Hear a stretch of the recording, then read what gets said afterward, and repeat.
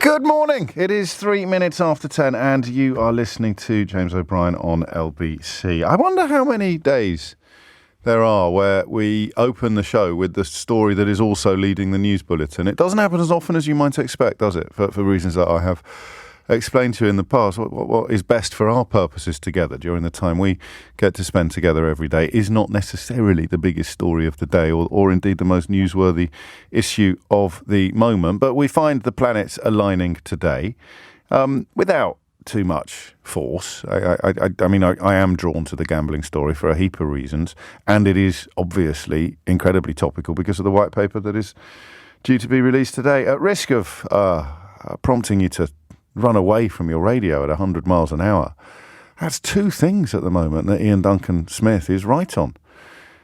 China and gambling, for my money. I guess you sort of... is there a weird recalibration going on here because of the existence of people like 30p Lee and Andrew Bridgen?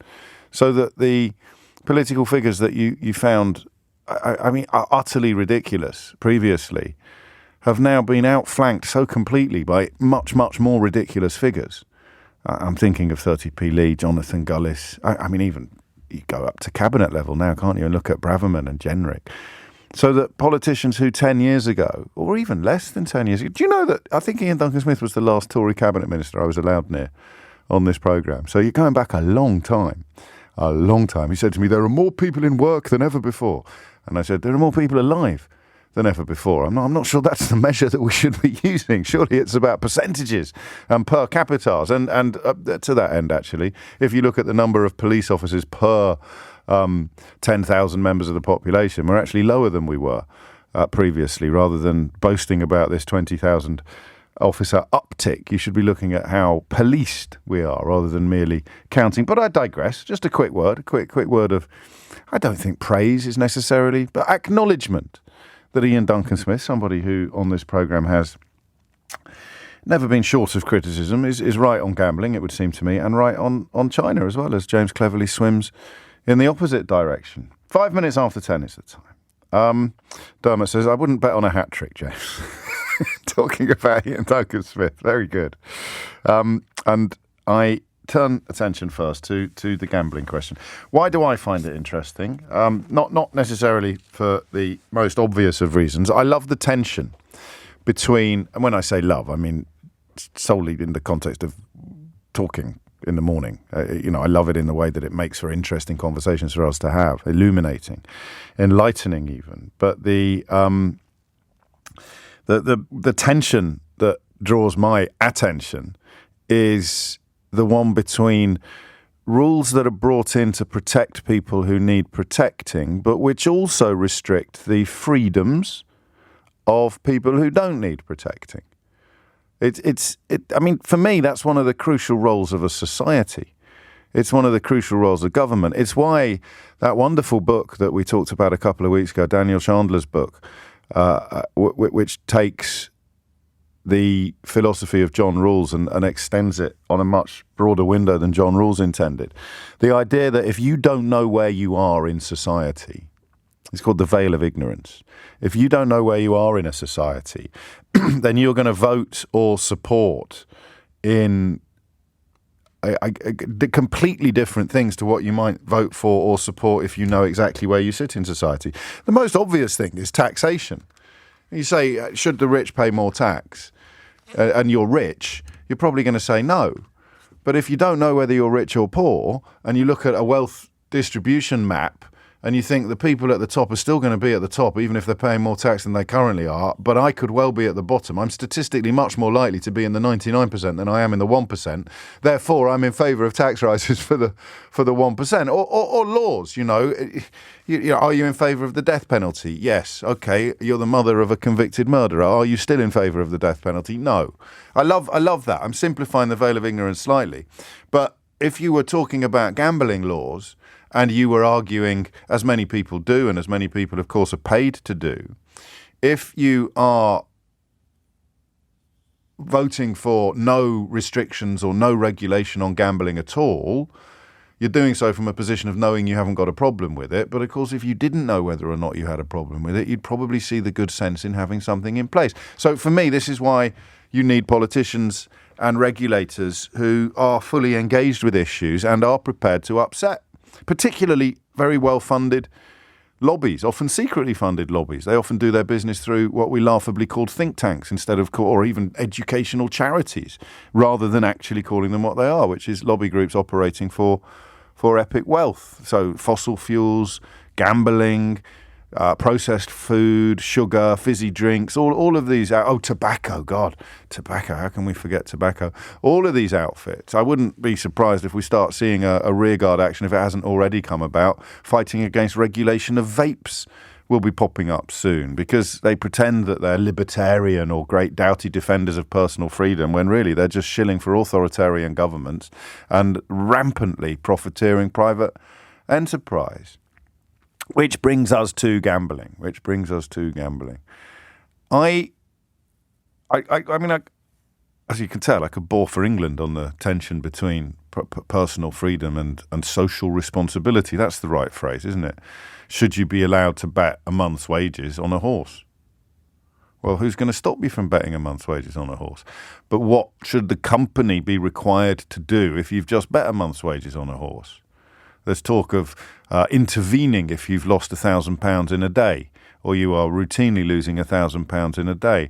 I don't know that would be particularly effective. It sounds like a king's ransom to me already. If you're losing £1,000 a day, I'd have thought you were close to being beyond help. And while we're all familiar with bookmakers on our high streets, not as familiar as we used to be, but they are still very much a presence, I always found the conversation about fixed odds betting terminals to be fascinating and deeply upsetting. This idea of, I mean, it's almost a branch of academia. It's a curious mixture of commerce and psychology, where these machines were engineered to maximize loss. And the way you do that is not by hitting people over the head and emptying their pockets. It's by letting them win just enough to think. So they were incredibly carefully calibrated algorithms. I've completely forgotten what the technical phrase for it is, but it's in my first book, How to Be Right in a World Gone Wrong. You have these incredibly carefully calibrated algorithms that absolutely produce the perfect mix of loss and win in order to keep people playing for longer and longer and longer until ultimately they've got nothing left. And that was an important moment for me, because I think previously I'd probably been drawn to the idea that the technology doesn't change the vice. So people have presumably been gambling since they had two woodlouses in a cave in Neanderthal times, and they bet they bet a chicken leg on which woodlouse would get across the cave floor first. You know, it's so endemic to humanity, gambling. It's not learned behavior. I think if you manage to create an experiment in which gambling had never been invented, then it would be invented before breakfast, wouldn't it? Because someone would say double or quits, or someone would say, I bet you I can eat my Weetabix faster than you can eat yours. It just would. So that you've got this ancient practice in place, and then you've got the modern technology. So I think one of the questions I'm going to ask you this morning is, how big a difference has the modern technology made? 0345 6060 973. To you, perhaps, as a gambler, you'll have a better view of the bigger picture. I don't on this one. I suppose we should point out global LBC carries adverts from gambling websites, from bookmakers. So part of my wages will be paid by these organisations, but that doesn't restrict us in any way from having a full and frank conversation. I quite like playing games, and every now and then, maybe 2 or 3 times a year, I will play online games, either via a bookmakers online or quite often the National Lottery website, which has a sort of technological equivalent of scratch cards, where you pay a couple of quid and then you just press buttons for a couple of minutes and cards get turned over, and if you turn over the right cards, you win a bit of money. And they're designed as well. They even show you the odds, actually, on what the win rate is. Carefully, all roughly around the same level, carefully designed to let you win just often enough. So if you've said, this is my last go, and then you win one, you'll have a couple more. And I get all of that, and I enjoy it. And I think it's good value for money, even when I blow the lot. So let's say I blow 25 quid over an hour-long period. For me, that is £25 well spent. But it's not £25 I would have spent on gambling if it wasn't on my phone. I used to like playing fruit machines. I kind of grew out of that. I would not seek out a £25 gamble if it wasn't sitting in my hand when I'm lying in bed or sitting on a train. I just wouldn't do it. So is that a problem? Not obviously, not in and of itself. It's not a problem. There's lots of things I wouldn't be doing if it wasn't on my phone. There's a lot of things I wouldn't be looking at if it wasn't on my phone. It's popped up in front of me. There's a lot of things I probably wouldn't have bought if it wasn't on my phone. There's a lot of food deliveries I wouldn't have bothered getting around to if I couldn't do it so easily on my phone. So I don't know how that is how significant that is. But I just want to know from you the difference that the technology has made. 0345 60 60973. So maximum stakes, for example, they've done that on the fixed odds betting terminals. They're talking about doing it on the online slot machines, although there are fears that it's been watered down and it's age relevant now. So they'll be limited to £2 if you're under 25 and £15 if you're older. There's no limit at all at present on online stakes. It's a good line in the commentary this morning from Lucy Fraser, who I think is the Secretary of State for this department at the moment, but goodness knows it's so hard to keep up. When she says, you used to have to book flights to get to Las Vegas. Now there is a Las Vegas in every phone. I like that line. I like it so much I might nick it. And that is really a distillation of the point that I'm making. So what difference has the technology made? 0345 60 60973.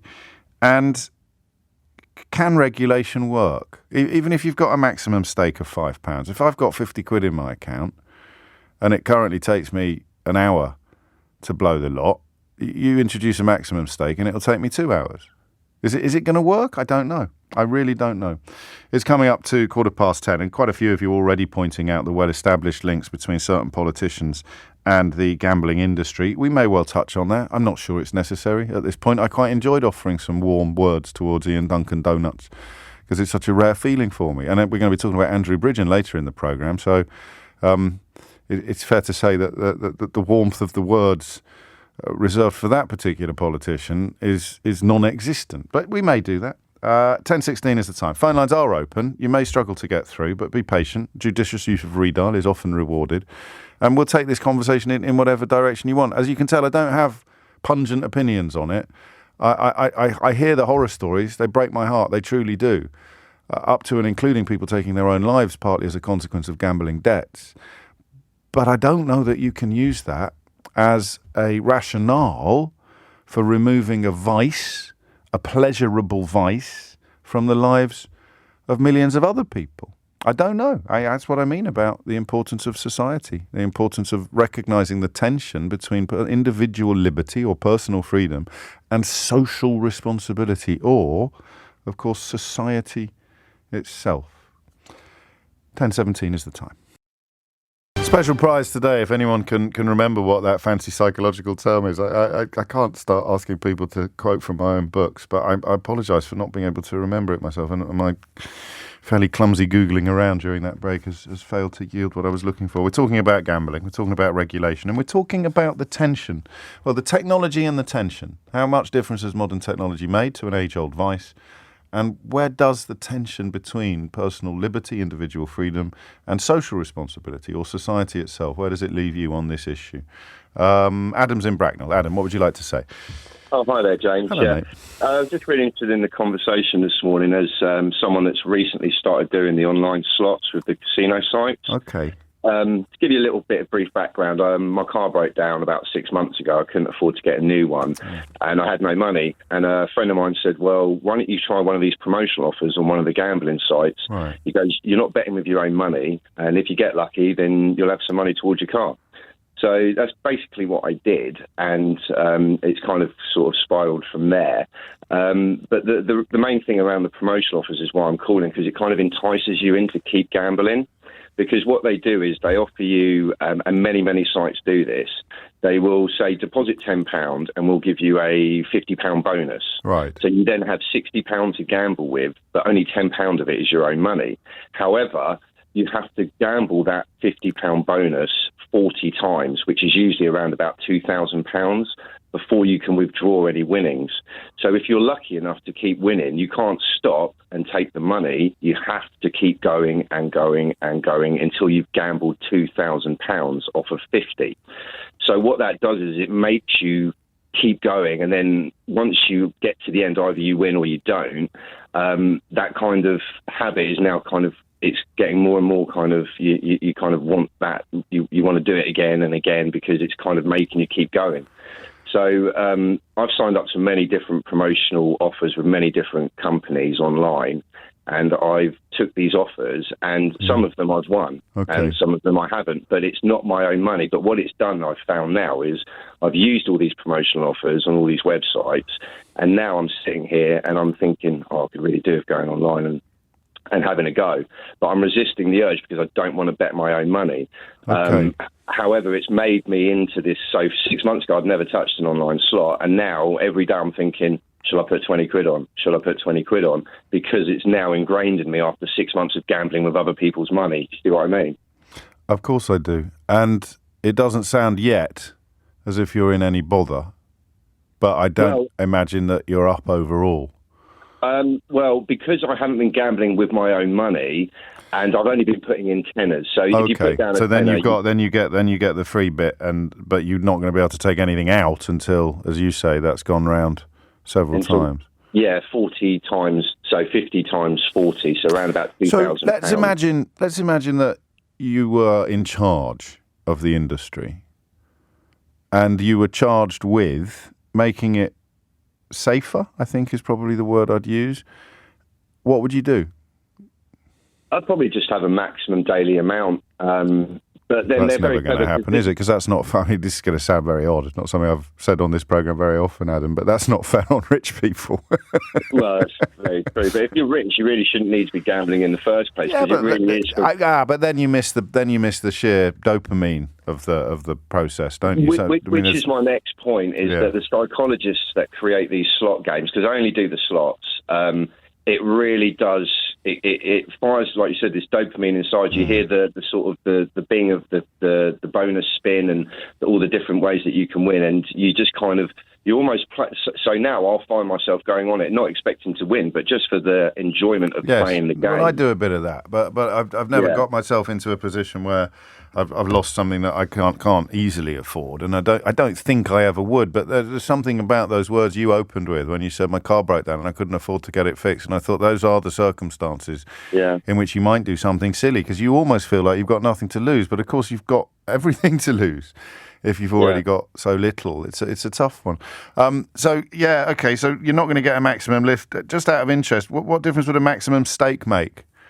No, I meant a maximum daily amount. No, I know you did, but I don't think you're going to get that. I can't see that ever happening, because that would stop, Billy Big Bananas sticking 50 grand on a horse in the Grand National, wouldn't it? And all of the biggest high rollers in the country would be out of the game completely. So what difference do you think a maximum stake would make? Well, from what you were saying about £5-10, you can still lose thousands and thousands and thousands in a matter of half an hour if you really wanted to. I mean, I've lost £50 in less than 10 minutes. Sure. And then I've said, that's it, that's my lot, because I'm good enough to stop. So you don't think you've got a problem, do you? I know that I've got a problem in terms of I want to keep playing, but I know that I can only bet what I can afford to lose. So I don't know if that's a problem. Yeah, well, I mean, it might as well. It's the fact that you're paying for it is a problem, but you're not in a position where you're laying out money you can't afford to lay out. No, I wouldn't ever risk things like my rent. I'd take aside, say I've got £50 that I can spare this month. That will go on the bookies, and if I win, I win, and if I don't, I sit there. But then I'm constantly thinking about it. I wish I could have another go. That's the voice, isn't it? Yeah, if you can it's like drugs. Yeah, it is. If you can, or booze or anything else. If you can ignore, if you're trying to give up smoking, it's the voice that says, "Oh, go on, just have one." Go on. Yeah, so literally I wake up this morning and I'm like, should I go on the slots today? Yeah. It's like one of the first things I'm thinking about. Even though I'm not losing money like some people are, it's still there in my head. So it is very addictive, especially when you win. And when you lose, you get more angry than I can describe. If you lose, the fury that you can get is like nothing. I mean, I used to play PlayStation games and get angry, but this is, compared to losing that, it's absolutely, it's a nightmare. Thank you. So I can see why it really does mess some people up. Well, that's an important point that you made. Very honest of you as well, because of course, if you're going to take that anger out on other people around you, I mean, we all know that the domestic violence rates go up when England lose a football game. Partly presumably because people have got money riding on it as well as the emotional investment. But that's a really important point. If you're listening to this from a slightly detached position, thinking, well, don't if you can't afford it, don't do it, and if you lose it, you've only got yourself to blame. But the reason why society has to address an issue like this is partly because of what Adam touched on at the end there. You tell that kid who's going to get clattered when their dad loses a ton on an online gambling site, you tell that kid that it's all personal freedom and individual liberty and the government's got no right interfering in it. Do you see what I mean? That's why I find the Tufton Street lot so repellent, because they know all this is true. They just encourage you to ignore it or pretend not to understand it. James is in Epsom. James, what would you like to say? I just want to say a first-time caller, so I'm a little bit nervous. It's only me. So my issue came when I was at university. Yeah. 18 years old, finally got chances to bet online. And then my student loan hit, and within about 4 hours, it was gone. Oh. Did you have a habit before that? No habit. First bet was on the Grand National, no habit. And then literally within 4 hours, I'd lost my student loan. See you later. Absolutely gone. Can I pause you a bit just to find out more? You'll have plenty of time to tell your tale, even if we come back after the news. So this was the first time you'd ever had a significant chunk of change in your bank account, was it? Yes, it was. What made you gamble? I mean, because if you'd said I'd always had a bit of a gamble and I always knew that if I ever got a decent chunk of change, then my shit would come in, I knew it. But how did you sort of go so quickly from 0 to 60? So I think there was loads of sort of betting promotions. So it was put this amount on, you get this back, and I won. And I'd won a few quid. I won the Grand National that year. Right. Just as a gambler, to be clear, not as a jockey. Yes, as a gambler that year. Go on. And so I won, and I absolutely got hooked instantly. Okay. Like there was no going back from that. And then every bit I won, I lost on other bets, and then I deposited £300, and then I lost another £300, and then eventually it was £1,500 within about 4 or 5 hours, up to 4 a.m. trying to win it all back, and it just never happened. This could not have happened without the technology, I don't think. I wouldn't be at a bookies. No. Withdrawing the money from my account, taking the cash out, and then going back. And were you playing games, or were you presumably at 4 o'clock in the morning you were playing games, because there certainly weren't any horses running? Exactly, yeah. So it was all the sort of slots, everything like that. So what happened, James? What happened next? I went into panic mode. I broke down. I didn't know what to do. I lost all my money for that month. Yeah. I called my parents. I told them what happened. And to the credit of the company, although it was a bit too late, they then called my bank and said there's been like unusual activity. Yeah. And then they put a restriction on it. But by that time, it was too late. All the money was gone. Did you learn your lesson? Oh, 100%. You don't do that more than once. Oh, well, you do. I'm glad you didn't, but you really do. But you don't feel sort of shame like it. I think shame was a huge part of it. Yeah. Because you're by yourself in your room on your phone. I mean, there's no one around you. It's not like you're at a casino where there's people, you're buzzing. But sat in your room after losing 1,500 quid, I haven't felt shame like that before. What did your parents say? Well, they said, thank you for calling, but what on earth were you thinking in the politest way? I mean, they weren't the words they used, but...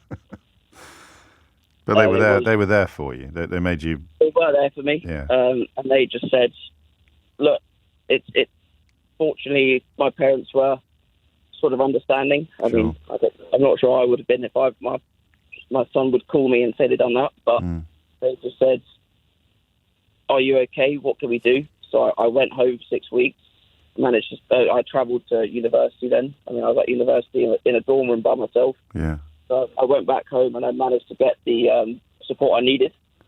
But there's nothing like an 18-year-old sat in his room, finally got their first paycheck, bit of independence, and losing it all online. No, it's a remarkable picture you paint. It really is. I don't know that you'll have an answer to this question, but what if you were in charge? What would you do? I would, before you... I think everyone, I think, is deserved to have a flutter. Yeah. I think gambling it can be fun, Grand National, Derby, everything like that. I think you need to submit your bank statements and things that you can afford before you sign up. I think. Okay, that's interesting. I think if you were a banker, you can afford to say what you want. But if you're a student, I think you should be limited to the amount you can put in. I was a student. I just got my student loan, and it was gone within 7 or 8 hours. So you almost need to produce a bill of financial health. Yes.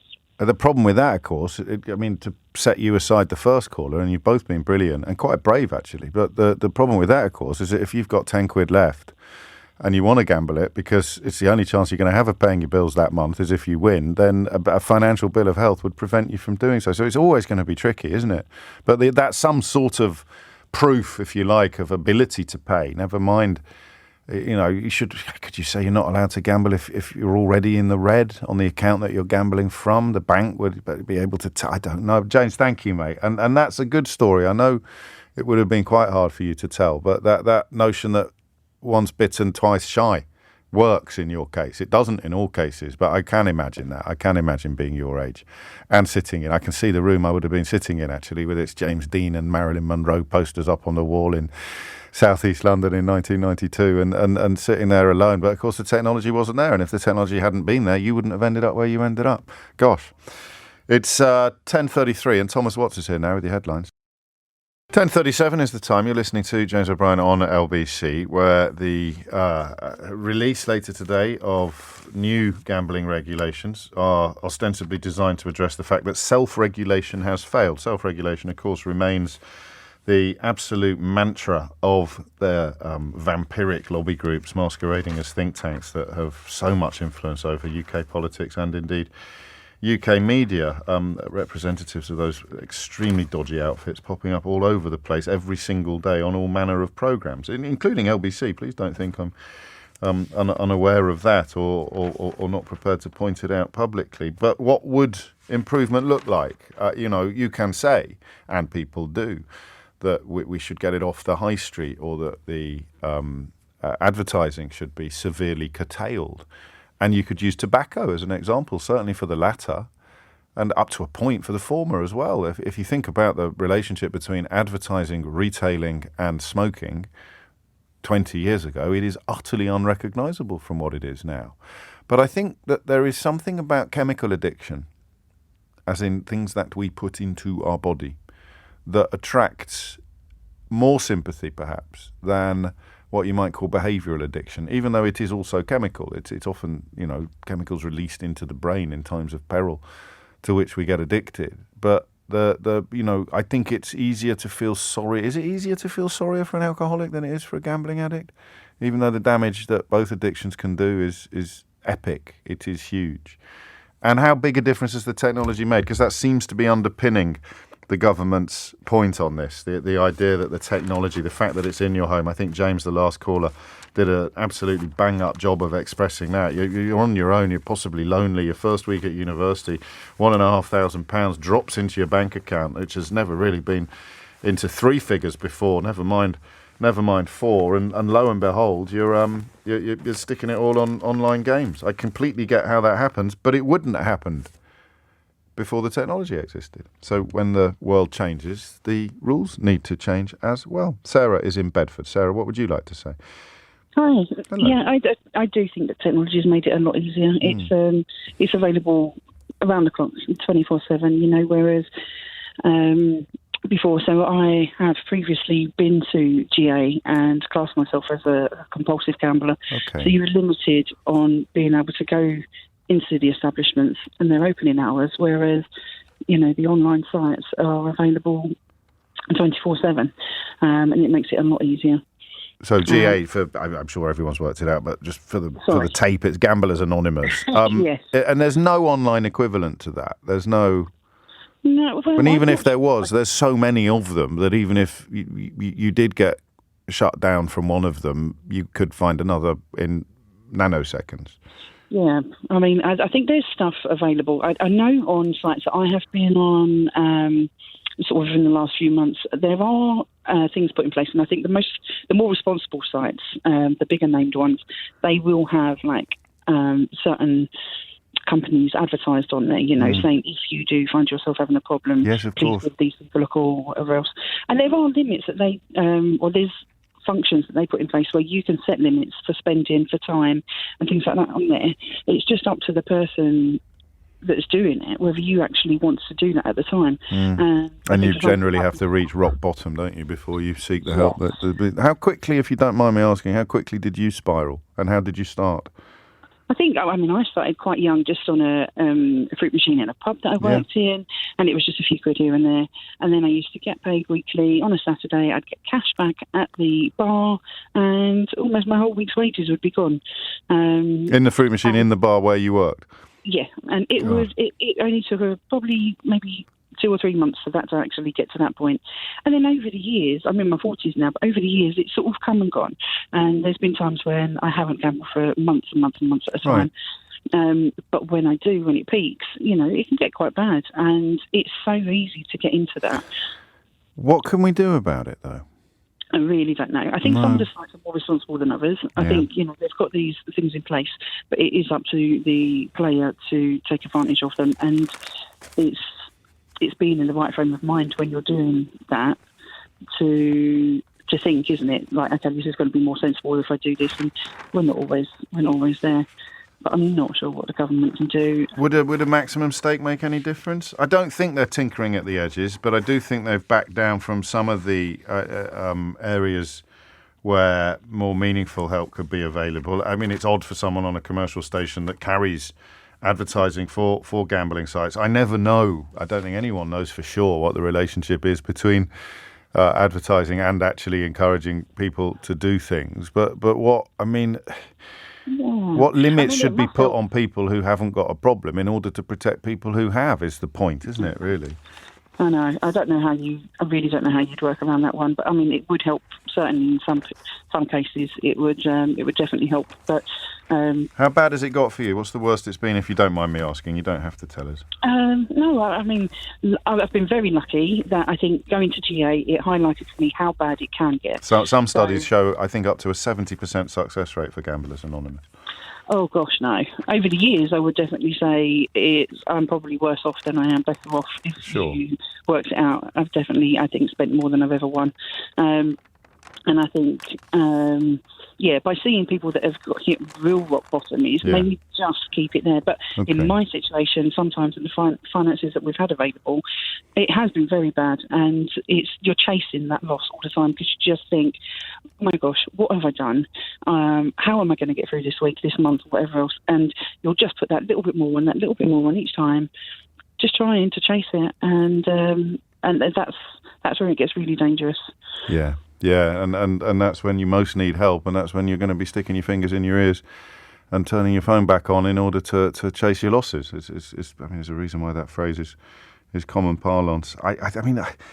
Again, it is. I'm aware of all the issues. Fantastic calls today, all of which shine new light on what we're discussing, but none of us yet really clear on what might make a massive difference.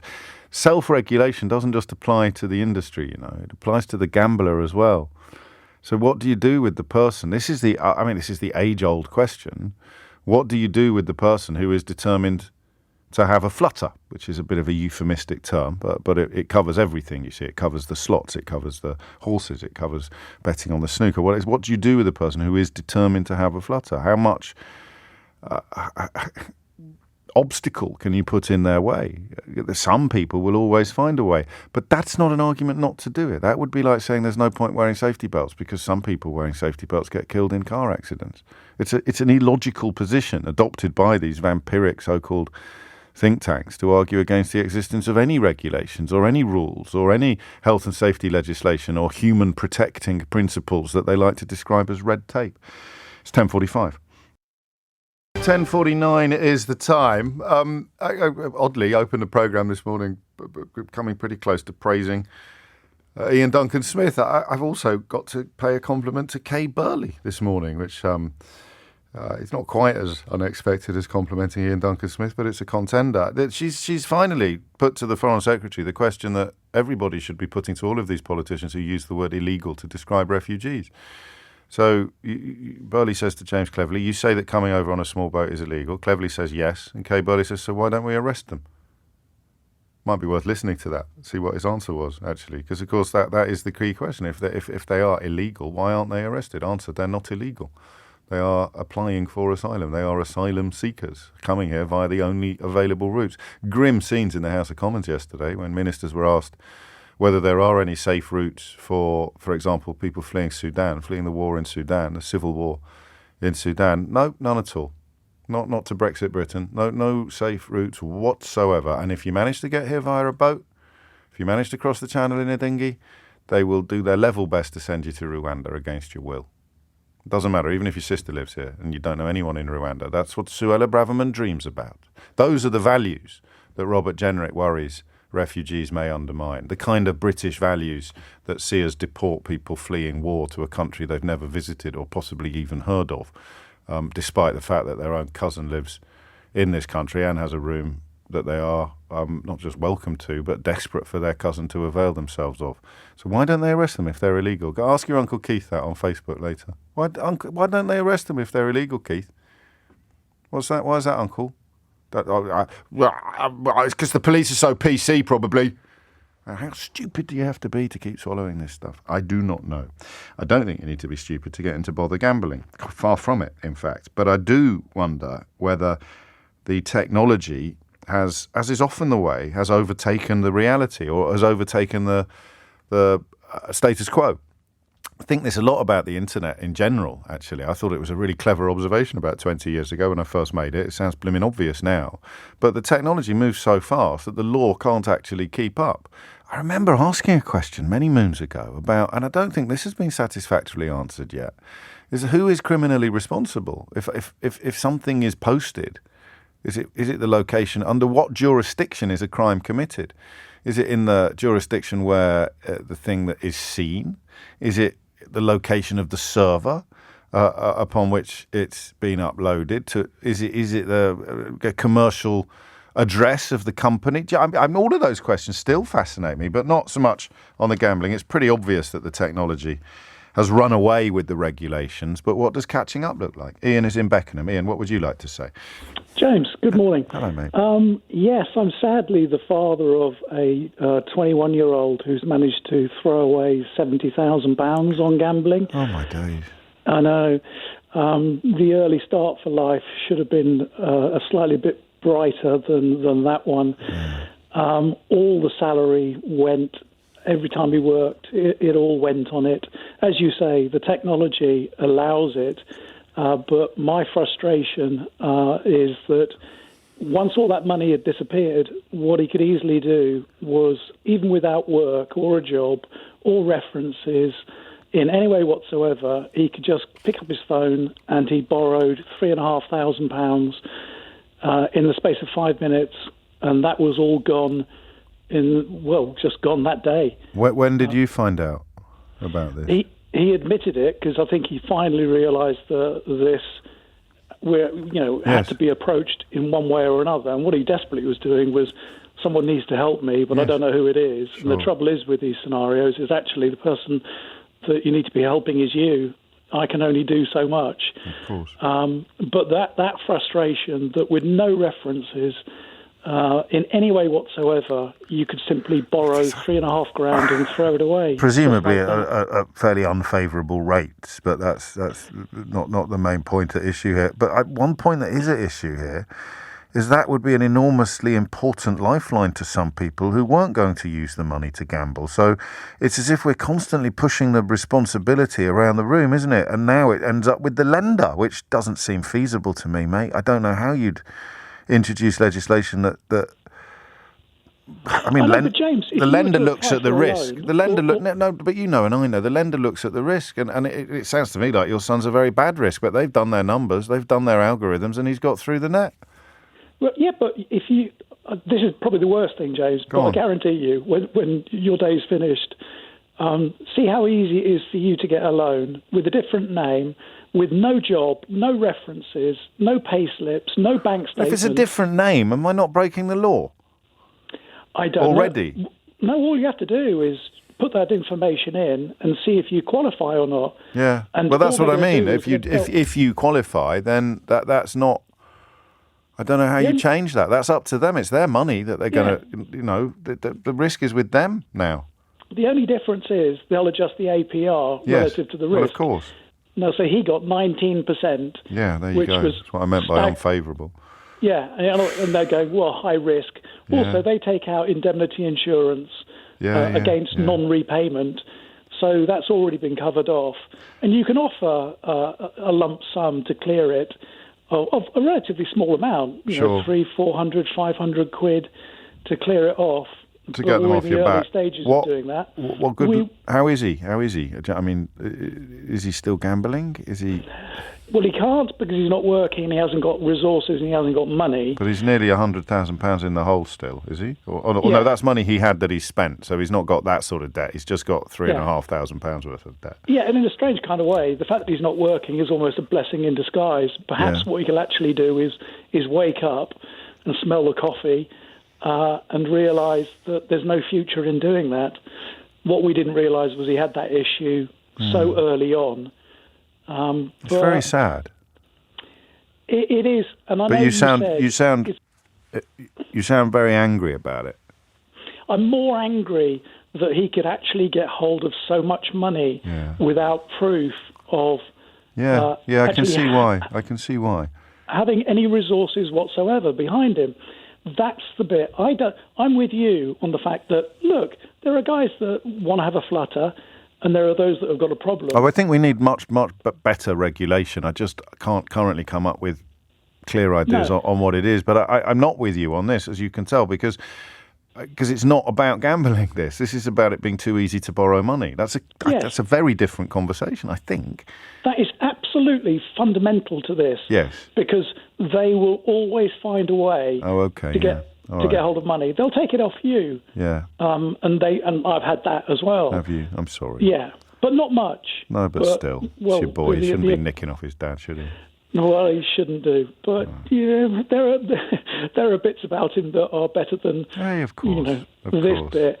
But the reality is, I personally think that gambling is actually a lot worse than something like drinking, because you can only drink so much. I know you like an absolute vodka, but you're only good for 3 or 4 a day. You're not going to do 3 or 4 bottles. Calm down, mate. 3 or 4 a week, maybe, and it's usually Grey Goose that oh, sorry, of course. In fact, not so much anymore. Gone back to the Sauvignon Blanc. But that you're right. I mean, you will fall asleep eventually. You're never going to knock yourself out gambling, are you? No. But I mean, I couldn't drink 70 grams worth of alcohol in 3 years, and not be an absolute mess in hospital. Well, I mean, I'm splitting hairs now, but it depends how much you spend on a bottle of wine. But I understand the point that you're making. You can spend that on a malt whiskey in Japan these days. But no, you're right, and I hadn't thought of it that way. It's a limitless addiction. The limit is only when you can, and even when you've run out of money and you can't find anything anywhere else, that's when you start nicking off your dad or your nan, or you just start, shoplifting and trying to sell razor blades and smoked salmon in the Dog and Duck. I mean, it's grim, actually, when you think of it in those terms. Because you wouldn't pursue drinking alcohol in that manner, but you've absolutely summed it up, is that you will pursue theft to gamble. And there are other drugs, chemical drugs, where you would do that as well. Ian, I'm so sorry for what. Can I just dad to dad? Can I just talk to you? Do you mind? Is that all right? Of course. I'm thinking of James. Did you hear James, the first caller or the second caller today, who was 18 when he lost his entire student loan in a single night? Yeah, it was 1,500 quid, wasn't it? Yeah, a fraction of what your boy's done. Obviously, a fraction of what your boy's done. But if there are people out there who don't feel they can call their parents when they're that far down, and your lad did. He did. But that's a win. There are strong things to take from this. Of course. In so much as we've been in discussions with the Financial Services Authority. Yeah. I've suggested to them that there was no diligence, not even due diligence, taken out in allowing lending to somebody who's registered on Gambar. He's registered as a gambler as a real issue, real problem. He'll find a way around that.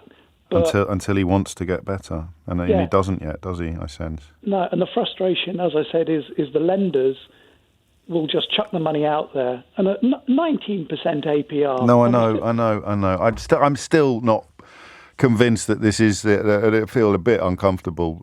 We're not arguing, obviously, but I understand why you're focused on that. But I think that is self-regulation. They only lend money when they've done the calculations on whether it's viable or not. And I don't know what else you can do in that. But I completely understand why it's the thing you pick on. Will you promise me one thing? Of course. We just and I probably don't need to ask this, but you'll never cut him loose, will you? I wouldn't. My wife would go cuckoo if we tried to do that. Good. I would never, because he'd only end up being homeless, and that's just a propagation of all the biggest problems that, as a society, we don't approach enough. This is just one of them. Yes, exactly. No, you're right. And it is one of those things where society is crucial. It is social responsibility. It is government-led legislation. It is action taken by people in authority that is necessary to alleviate and minimise the sort of problems that Ian's family is facing. I don't think you ever eradicate them. You can't. But that has never been a logical argument for not trying to reduce them. Thank you, mate, and good luck to both of you, all three of you. It's 11 o'clock. It's 4 minutes after 11 and something remarkable has happened today. I think for the very first time since I invented it, I completely forgot about Mystery Hour. It's Thursday, isn't it? Mystery Hour. Why did I lose track of the week? It's not a bank holiday. It's not old age, cheeky beggar.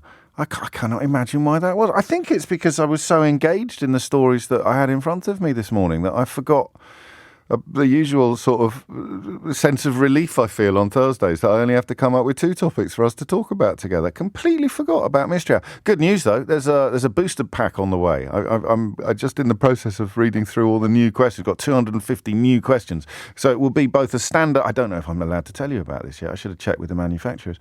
It's a standalone game, but also you could use, if you've already got it, then you buy this and you get 250 more questions to add to the game that you've already got. So all the more opportunities every week that the question you come up with may actually, or the answer you provide may actually make its way into the fully boxed board game. 5 minutes after 11 is the time. So that's on the way at 12. That leaves me choosing between two stories that I was going to talk about. One I was drawn to because I love stories about people who often get ignored. And on this occasion, it would be people who are willfully and happily single. The Church of England is bidding for your support today by pointing out that Jesus was single too. I mean, go on then, lads, prove it. That would be my first response to that story. You don't need to go down Nikos Kazantzakis' route and postulate a relationship with Mary Magdalene, I don't think, in order to question this conclusion. But Jesus' own singleness should ensure that the Church of England celebrates singleness and does not regard it as lesser than living in a couple relationship. Now, I'm giggling, but that's come from the Archbishop's Commission on Families and Households, and it's actually really important because I think religion is a large driver of marriage being perceived as necessary, and probably a large part of the reason why a lot of people end up in marriages they're not particularly happy in, because they sort of feel that society demands it of them. And when you look at things in the Western world in the 21st century that you feel society demands of you, the roots often lie in religion, in Judeo-Christian religion. They really do. So we'll probably get onto that tomorrow, because I want to talk about Andrew Bridgen. Well, that's not technically true. I never want to talk about Andrew Bridgen, one of the most ridiculous individuals ever to take a seat in the House of Commons. And you will know by now as well as I do that the competition is fierce. Have we ever lived in an era, has there ever been an era in which inadequates and incompetence and, I'm afraid, downright weirdos have managed not just to get into the House of Commons? That has always been the case. There have always been, shall we politely say, eccentrics, and less politely say weirdos. There have always been eccentrics and weirdos in the House of Commons, but they've never really been treated with any reverence. Brexit changed all that. That's the longest time it's taken me to mention Brexit on the programme for a while. That I've got to tell you now, that's coming back round again. That's not going anywhere. Do you think this headline here is true or false? Because I've now lost the ability. Well, I think I have. So does this headline appear in the Daily Telegraph today or not? Britain is being impoverished by a Remainer mind virus. So you probably thought I was exaggerating when I told you what was going to happen next in these sort of scenarios. I just told you how desperate. We've done the list this week already, haven't we? The IMF, the OBR, the OECD, the Bank of England, the judiciary, the legal profession, the universities, academia, everyone who's responsible for the things that are happening now, according to the people who told you that we'd all be eating food, 350 million quid for the NHS, cheap food, cheap shoes for peasants, all of those bits. So yes or no? Britain is being impoverished. It's not even a game anymore, is it? It's not even a game anymore. There's nothing I could say that you'd think, oh no, that's a bit far, James. You've exaggerated. You cannot exaggerate the imbecilic absurdity of these people now, can you? So Alistair Heath, the one who said that Liz Truss's budget was the best he'd ever seen in his lifetime. You remember him. I think he edits the Sunday Telegraph. Good God, I can hear my late father turning in his grave as a former Telegraph man. Britain is being impoverished by a Remainer mind virus. Oh, quick, turn to page 14. Britain is being impoverished by a Remainer mind virus. So he's the journalistic equivalent of Andrew Bridgen, if you like. Brexit has boiled the brains of Britain so completely that he gets treated like a latter-day Bill Deed. Some of the comment writers on the Telegraph historically have been some of the finest journalists this country has ever produced. I will now mention a couple of names, and you will probably send me a message pointing out some terrible thing they did in 1938 that I was previously unaware of, and therefore it's outrageous that I should praise them at all. But I will mention Bill Deeds, who was my dad's editor for a while, and who was a stalwart of the Daily Telegraph's comment pages well into his 90s.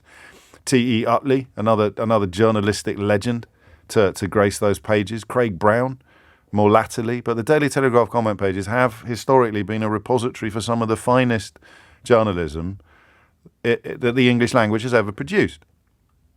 And now you've got Alistair Heath and David Frost. Good God. I'm going to have to say that again. The Daily Telegraph comment pages have historically been the site of some of the finest journalism ever produced in the English language. And now you've got Alistair Heath and David Frost, as in Lord Frost. Him, yeah. Good God. And every other person on those pages is just degrees of absurdity and wrongness, because they're all embarked now on a desperate attempt to blame what they have done on anybody, up to and including a, and I quote, Remainer mind virus, end quote. So that's the journalistic equivalent of Andrew Bridgen. This is what I mean by Brexit having boiled the brains of Britain so completely that people who we would ordinarily have pointed at and laughed got invited onto everything from Newsnight to Question Time. I think about Mark Francois. Could you imagine? I don't know what the foreign equivalent of this would be. America's gone, obviously. Parts of Italy seem to have fallen, but just treating them as serious operators is what I'm talking about. Not denying them the oxygen of publicity. You know the example I always provide at this point, putting Andrea Leadsom opposite the former Director General of the World Trade Organization. It's like putting Mark Francois opposite a Nobel Prize winner to discuss the discipline in which the other guest has got a Nobel Prize. You saw 30p Lee Anderson yesterday trying to give the Metropolitan Police Commissioner a shoeing. It's so ignorant. And yet that's what Brexit has done. Brexit has shone a light on, or provided a brief spotlight for people so utterly undeserving of national attention that it's going to take generations to fix it. And it's not over yet. They've just given Dorries a column in the Daily Mail. It's a great line about columns, by the way. A good columnist teaches you something about the world. A bad column teaches you something about the columnist. Every word that Nadine Dorries has written so far has taught you something about her and absolutely nothing about the world in which we live. But I mean, I wouldn't miss it for the world. It's going to be required reading for me. And that's where Andrew Bridgen comes in, because he is the political equivalent of these bizarre commentators writing things like woke mind virus. Was it what? No, Remainer mind virus. Britain is being impoverished by Remainer mind virus. But here's the thing, right? Andrew Bridgen has been expelled from the Conservative Party. We spent at least 2 hours last week and this week discussing the scandal surrounding Diane Abbott and her unbelievably crass and awful comments about racism. Andrew Bridgen has been thrown out of the party because he compared COVID-19 vaccines to the Holocaust. He had the whip withdrawn after claiming that a cardiologist had told him that the vaccine rollout was, and I quote, the biggest crime against humanity since the Holocaust. He's now had his party membership revoked. So he's gone. Accused, quite rightly, in the Commons last week and previously by Penny Mordaunt, the leader of the House, of promoting false propaganda. He'd also, of course, been described in very unflattering terms by a judge who was sitting in on a case involving a dispute he was having, I think, with his own brother. We're also waving goodbye to the former Deputy Chief Whip. Do you remember him? Chris Pincher? Pincher by name, Pincher by nature, as Boris Johnson called him, shortly before claiming he had no idea about the allegations of sexual impropriety that had dogged Chris Pincher's political career. He's off at the next election. He was also suspended after allegations that he groped 2 men. He later apologised for drinking far too much and embarrassing himself and others. So, I guess what I want to know is whether you think Andrew Bridgen should have been fired. Because as I'm reading it, he's got the bullet for not saying sorry, for not backing down. If he hadn't mentioned the Holocaust, I don't think he would have got into anything like as much bother. I don't think he should have got into anything like as much trouble as he did. I don't think MPs should be poo-pooing vaccine safety. I mean, it is, and I'll say this again, all medicines, all chemicals that are for the general good will have bad side effects. So we are now recording cases of people who have died as a consequence of receiving the COVID-19 vaccine. But again, you don't take these examples as a reason not to use the vaccine in general. I never know whether people have been willfully stupid when they make these arguments or whether they've just been completely brainwashed, if you like, whether they're victims. I think Bridgen might be a bit of a victim. I really do. I've spoken to a couple of people who cover Parliament because I have an enduring fascination with these people, with these absolute half-wits who've been allowed to clamber into the public space, the 30p Lees, the Jonathan Gullises, the Mark Francois, the Andrew Bridgens, and the Jacob Rees-Moggs, of course, even more prominent ones, the ones that have been able to clamber even further up the greasy pole than Nadine Dorries is. And I'm fascinated by the tension between people saying things they don't believe for clicks and clout and people who actually believe this stuff. I had Mehdi Hassan on Full Disclosure recently, and he's in America now working for MSNBC, and he gets to interview some of the crackpot Americans and some of the less crackpotty Americans. But the difference between, for example, this Marjorie Taylor Greene woman and some of the other Republicans who support Trump, it's which ones, because we now know that Tucker Carlson was lying. He hated Trump. He knew that the election was a fraud. But for clicks and clout, he would go on Fox News and say things he knew not to be true in order to win the admiration and reverence of people that he presumably held in contempt, complete contempt. And yet some of them must believe it. Some of them must believe. The bloke with the pillows genuinely seems to believe that that Trump won the election. So I think Bridgen believes this stuff, which makes me wonder whether it's fair to expel him. 0345 60 60973. he was quoting a cardiologist, and he can prove he was quoting a cardiologist. I'm not going to miss him, let me put it that way. But I want to know what you think about the expulsion of a relatively prominent MP, albeit that his prominence never would have occurred if it wasn't for Brexit, from the entire Conservative Party after he compared COVID-19 vaccines to the Holocaust. And I'm not going to put my opinion front and centre on this one. I did that with Diane Abbott. I want to know what you think about this. I'm going to open up the phone lines now. You will get through. Lisa's had a crack already. I'm not one to defend Bridgen. He quoted a cardiologist. These were not his words. He has been supportive of those who have suffered vaccine harms. Surely that's not a crime. 0345 6060 973. Is there any case at all for Andrew Bridgen staying in the Conservative Party? Hit the numbers now, you will get through.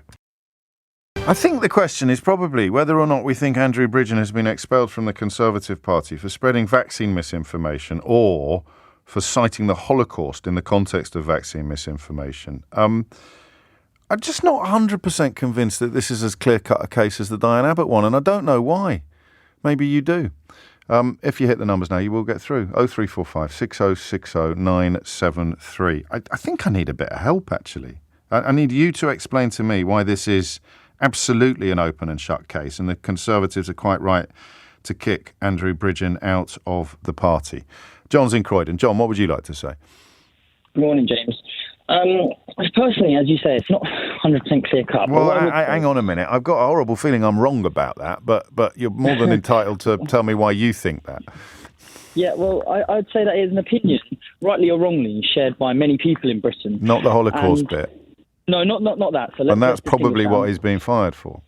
Exactly, and I think that there, in terms of that particular comment, that should go through the correct processes and so on. Like well, that. It has. Definitely apologies to be made. It hasn't. It has gone through the correct processes. He's been in front of a disciplinary panel. He hasn't apologised, and so he's been fired.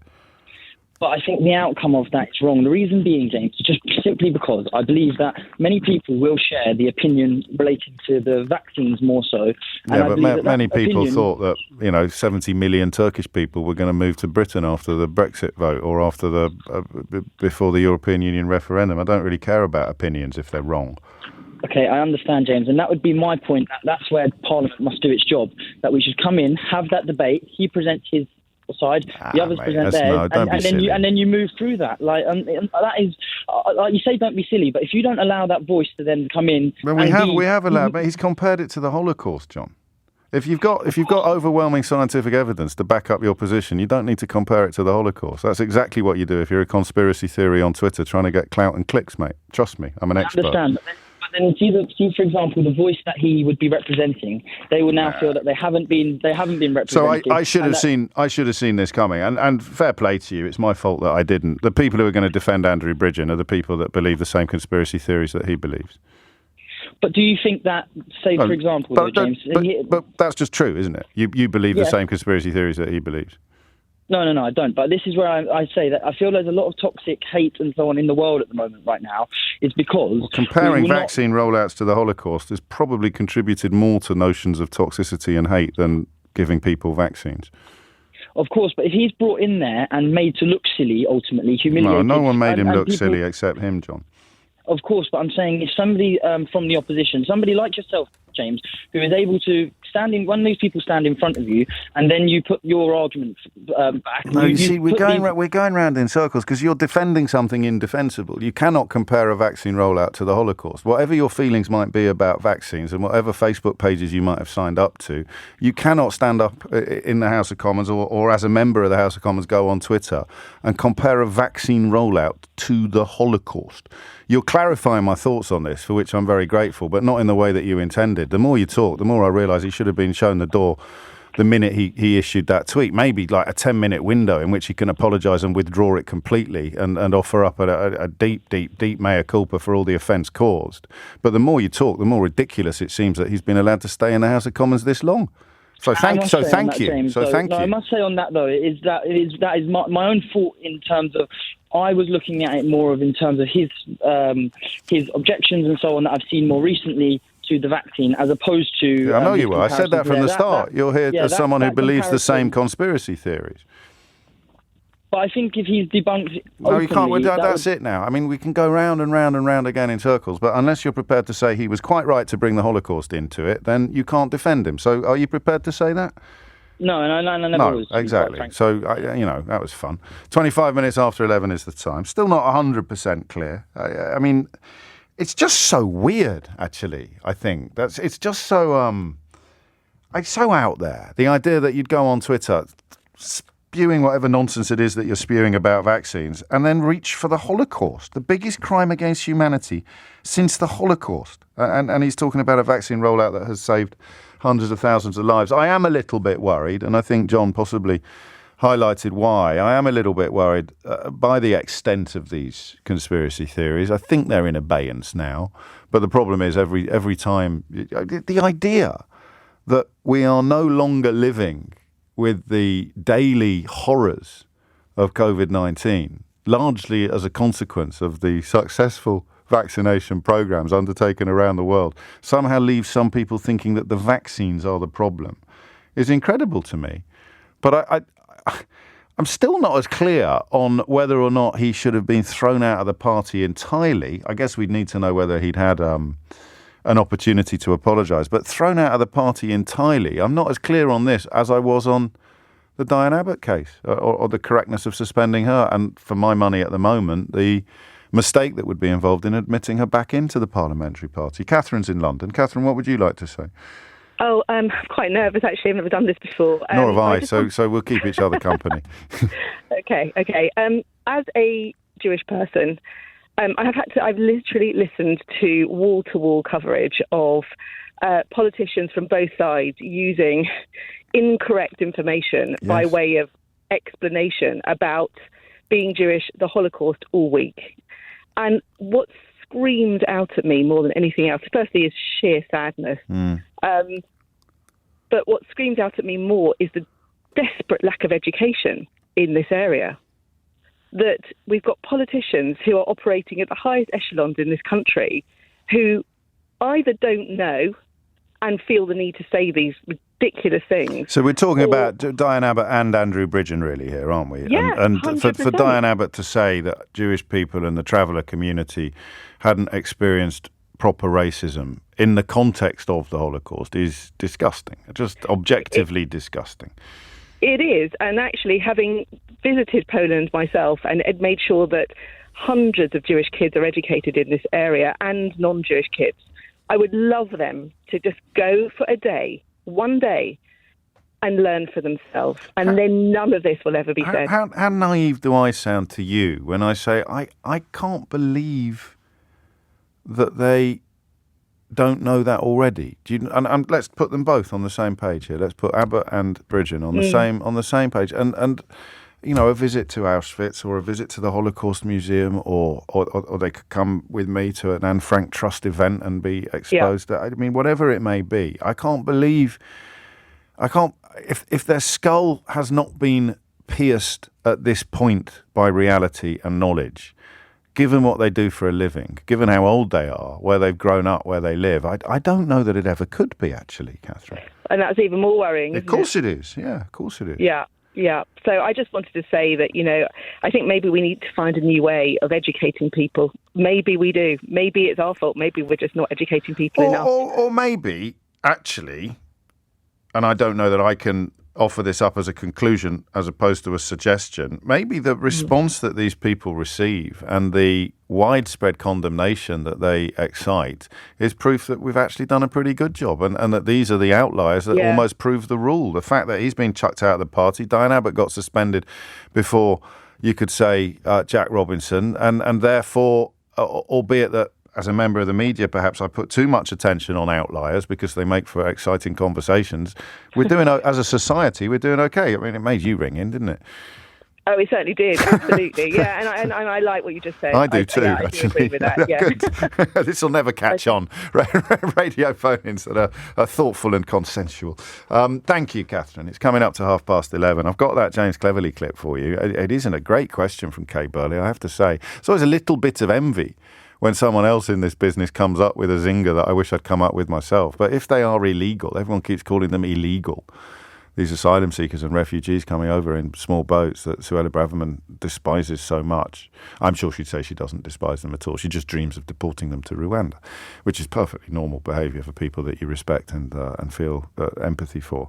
If they are illegal, why don't we arrest them? Thomas Watts is here with your headlines. It is 11:34 and you're listening to James O'Brien. Special prize to Matt today, I think, who has just texted State Corporate Harm Maximisation, page 151. Now, I don't know if Matt is listening on Catch Up on Global Player or whether he has spent the last hour desperately leafing through How to Be Right in a World Gone Wrong in order to find that phrase that I was desperate to find. But that is the phrase I was looking for. I had to do a double take. I wasn't quite sure why he'd said, but that is what it's called, State Corporate Harm Maximisation, which is what you use to maximise the profit and the harm. That's a crucial point about the gambling conversation that we missed, isn't it? Profit is harm. And for all the pleasure that you might get out of gambling, even when you lose, at some point, all profit is harm. Because, you know, even a mild definition of the word harm, you've got less money than you had an hour ago. That's harm. You have done harm. I like it. I like the harm. I'm happy with. But there it is. State Corporate Harm Maximisation, page 15. Thank you, Matt. If you didn't already have a copy of the book, I'd send you one to say thank you. 11:35 is the time. Andrew Bridgen's dismissal from the Conservative Party, for reasons that I haven't yet clarified, has not got me as clear in my thinking as Diane Abbott's suspension from the Labour Party. And I just want you to try to either help me get clearer or work out why I'm not as clear. 11:35 is the time. I just want to be clear with a modicum of respect to John in Croydon. This is not a conversation about whether or not the conspiracy theory nonsense that Andrew Bridgen has been spouting is true or not. That is not even a matter for debate. Let me read you this. If you need help and you're capable of understanding these issues. This is from Dave, who's a GP in Horsham.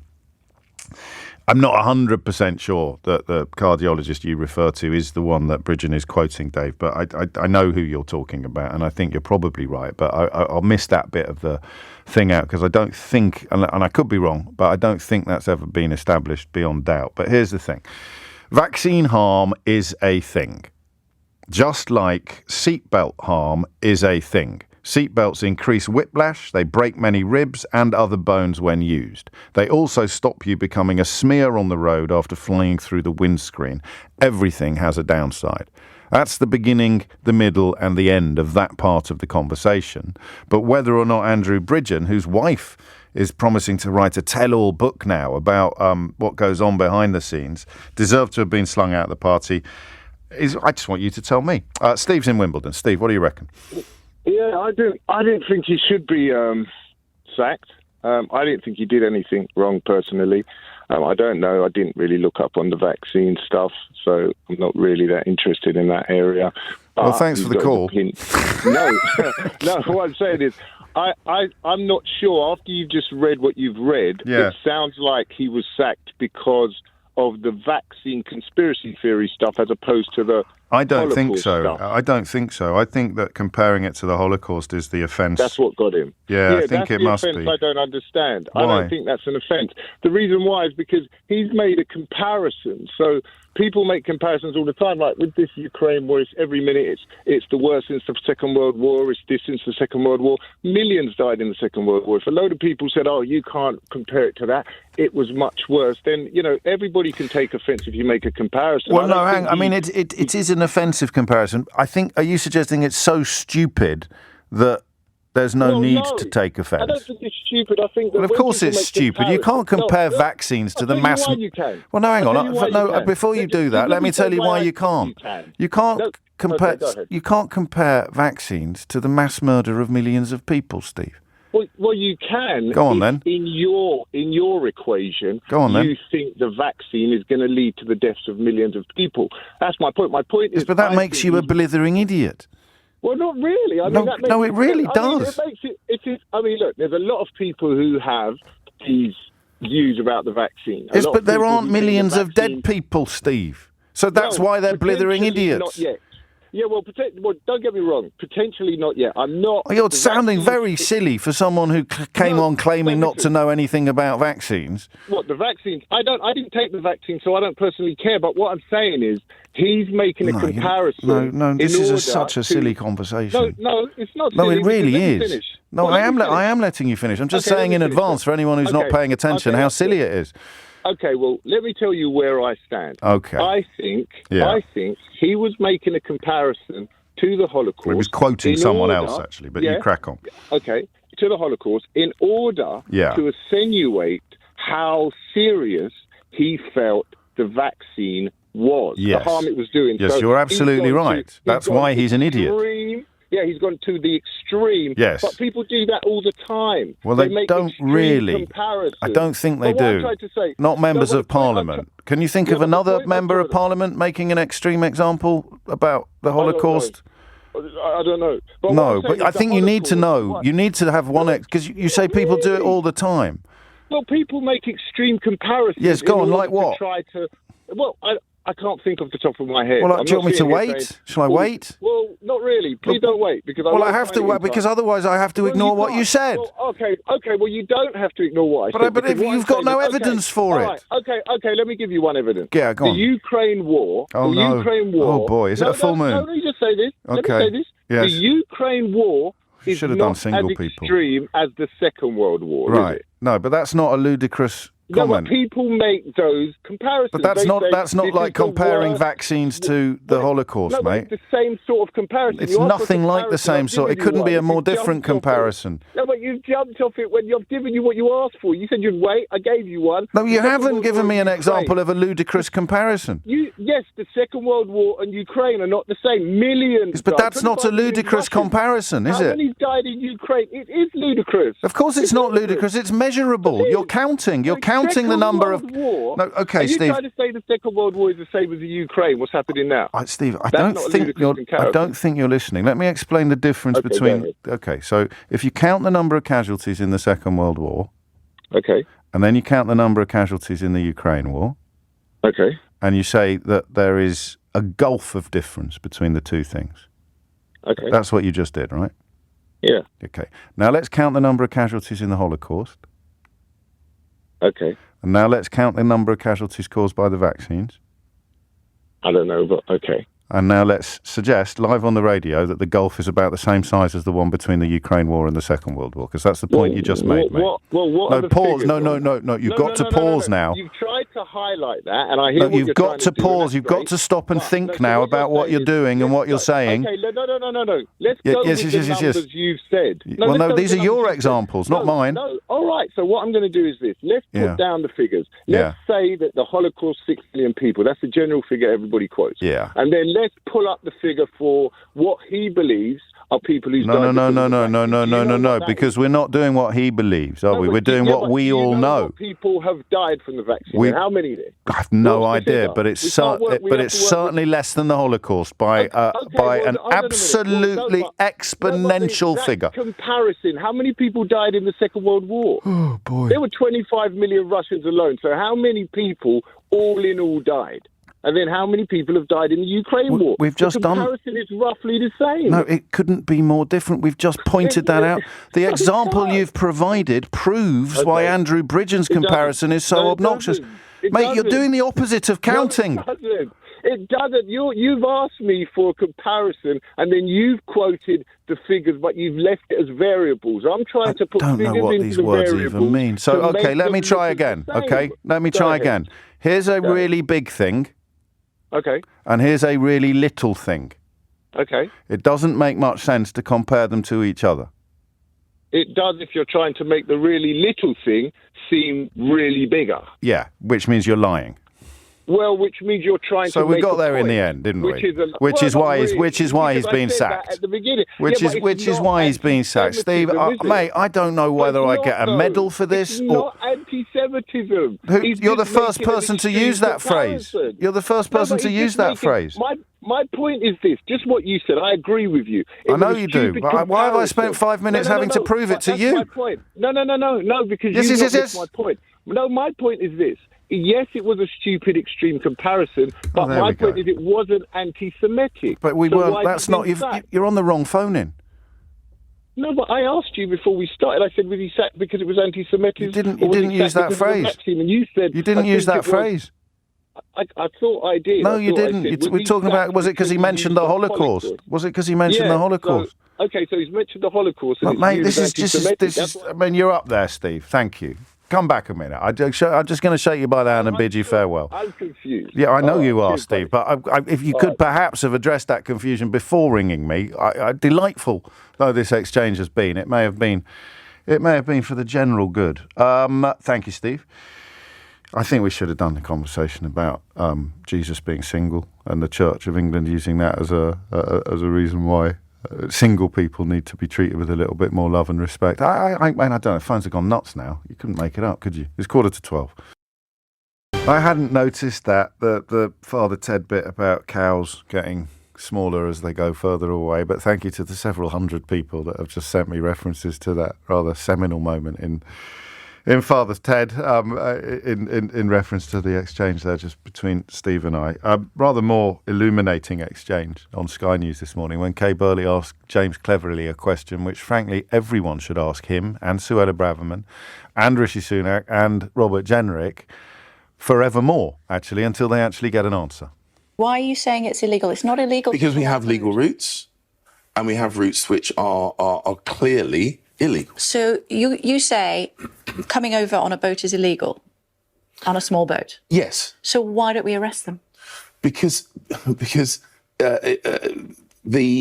point why don't we arrest them? Well, when we take people into basically the protection of the UK state, we have to process them. And what we're doing is we're creating a system. Illegally, as soon as they get on British soil, arrest them. Well, look, semantically, the point is that we are making sure that we are now able to process those people. That's extraordinary. And I mean, it pains me slightly that I didn't come up with it myself, but fair play to Kay Burley. She's absolutely nailed him there. Astonishingly, I have a King's Counsel in the room with me, Jolyon Maugham. Founder, of course, of the Good Law Project, author now of Bringing Down Goliath, but before all of that, a barrister, albeit a tax barrister, so immigration law isn't necessarily your obvious early field of expertise. Just as a cross-examiner, Jolyon, what did you make of that exchange? Yes, he was on the floor, wasn't he? It's remarkable, such a simple question. And what you do as a barrister when you've got the answer that you want is you stop, lest they give a better one. Kay Burley didn't do that. She just carried on asking the question, and he carried on not being able to answer it. It was splendid stuff. It's a thing of beauty. The book, Bringing Down Goliath, it's fairly clear what is done by it. I should mention the Daily Mail today has got you on page 15. Is Jolyon, the fox-killing, Brexit-loathing barrister with a penchant for silk kimonos, the most ludicrous man in Britain? I feel I should offer you a right of reply. I can think of a few other contenders, but are you the most ludicrous man in Britain? More than the Mail has done, so I'm grateful to you for that. My EA, as we walked into the studio, Maya Henley, she's sitting in the green room at the moment, said that she's going to add that to LinkedIn. You should get it on the cover. For the most ludicrous man in Britain. You should get it on the cover of the paperback version. Seriously, I mean that would be, so. For people who aren't familiar with your work or not as familiar as they could be, it might be a helpful point to start. Is why would a newspaper like the Daily Mail hate you personally, never mind professionally, quite so much? The Mail hates us because we stand against everything they stand for. So we brought a number of successful legal challenges to the government over Brexit. We tried to keep options on the table for MPs. I think most people in the country now, the polls show this very clearly, think that Brexit was a terrible idea, and obviously they're right to think that. The Mail still is trying to argue, and failing, that Brexit is a success. We brought a number of cases about the corruption and cronyism of PPE procurement during the pandemic. We were appalled that government institutionalised a VIP lane by reference to which Tory donors, friends of Tory MPs, friends of ministers, associates of ministers had a sort of red carpet to pandemic riches. And we really put that topic on the map. And now we continue to stand up for the sorts of people that the Mail really hates. We are challenging power constantly, and the Mail doesn't like it. And what you're seeing in that page is the sound of power complaining at challenge. I mean, speaking of challenge, not all of the cases you've brought have been successful, of course, but that's the nature of the law. To few of us is it given to know the future in advance, and I don't claim that skill. I wouldn't want anyone to think that the book is exclusively about Brexit. You've mentioned PPE. There's a powerful, important case involving Uber as well. There are various other issues to which you've turned your attention. In a way, you provide legal representation to causes and individuals who may not otherwise be able to find it. So tell us a bit about the inception of the Good Law Project and who Jolyon Maugham KC was before he was the head honcho at the Good Law Project. Yeah, we totally do take cases for people who can't get legal representation. And yesterday we funded a case brought by somebody who had seriously sexually assaulted a woman called Nina Creswell. She was seriously sexually assaulted. She couldn't get the police to take it up. He was a tattooist, and she was worried about him having access unsupervised to other women, so she spoke his name. She got sued for defamation. Good Law Project. I didn't know that was one of yours. This is in the news today, of course. It's on the BBC. Yeah. It was even in the Mail. The Mail yesterday carried a very, very nice piece about the work the Good Law Project had done. It's everywhere because it's really important. It provides women with a defence when they are sued for saying the name of the man who raped or sexually assaulted them. So we are doing very, very important work. And I come to this from a position of real disadvantage myself. I was thrown out of home when I was 16. I worked cleaning the toilets in the local girls' school after school, cleaning up after my peers. I lived with two men in succession, both of whom had sexual designs on me. It was a very, very difficult period in my life, and I think it motivates the work that I do now. I remember the child that I then was. I remember a young man who was voiceless, who had no one looking after him, who had no ability to cause the establishment to act in his interests, who was preyed upon. And I don't like seeing that happen to other people. And that really is the primary motivation of the work that I do at Good Law Project. Where did the idea come from? Because you were a very high-rolling tax barrister previously. That's right, and you mentioned the Uber case that I brought, and I know lots and lots and lots of cabbies will have your show on in their cab at the moment, and they will all remember, because many of them contributed actually to the crowdfunding campaign, which the first crowdfunding campaign Good Law Project did in 2017. I was appalled that Uber was not paying the right amount of VAT, and so we brought a challenge. The Tories, George Osborne, David Cameron, were being heavily lobbied by Uber. There's quite a lot of evidence to suggest they were listening to that lobbying. HMRC wouldn't act. We challenged HMRC, and in December last year, Uber were forced to pay £635 million in unpaid VAT. There's still more to be done on Uber as it happens. I look forward to it. You haven't told me much about the personal. I mean, you've told me about the personal motivation and essentially your empathy and identification with underdogs. But is there a sense? I've asked you about this before. I can't remember what you said. Are you making amends for your work as a tax barrister? Because you did defend some fairly prominent people during that period of your career, or is that too simplistic an analysis?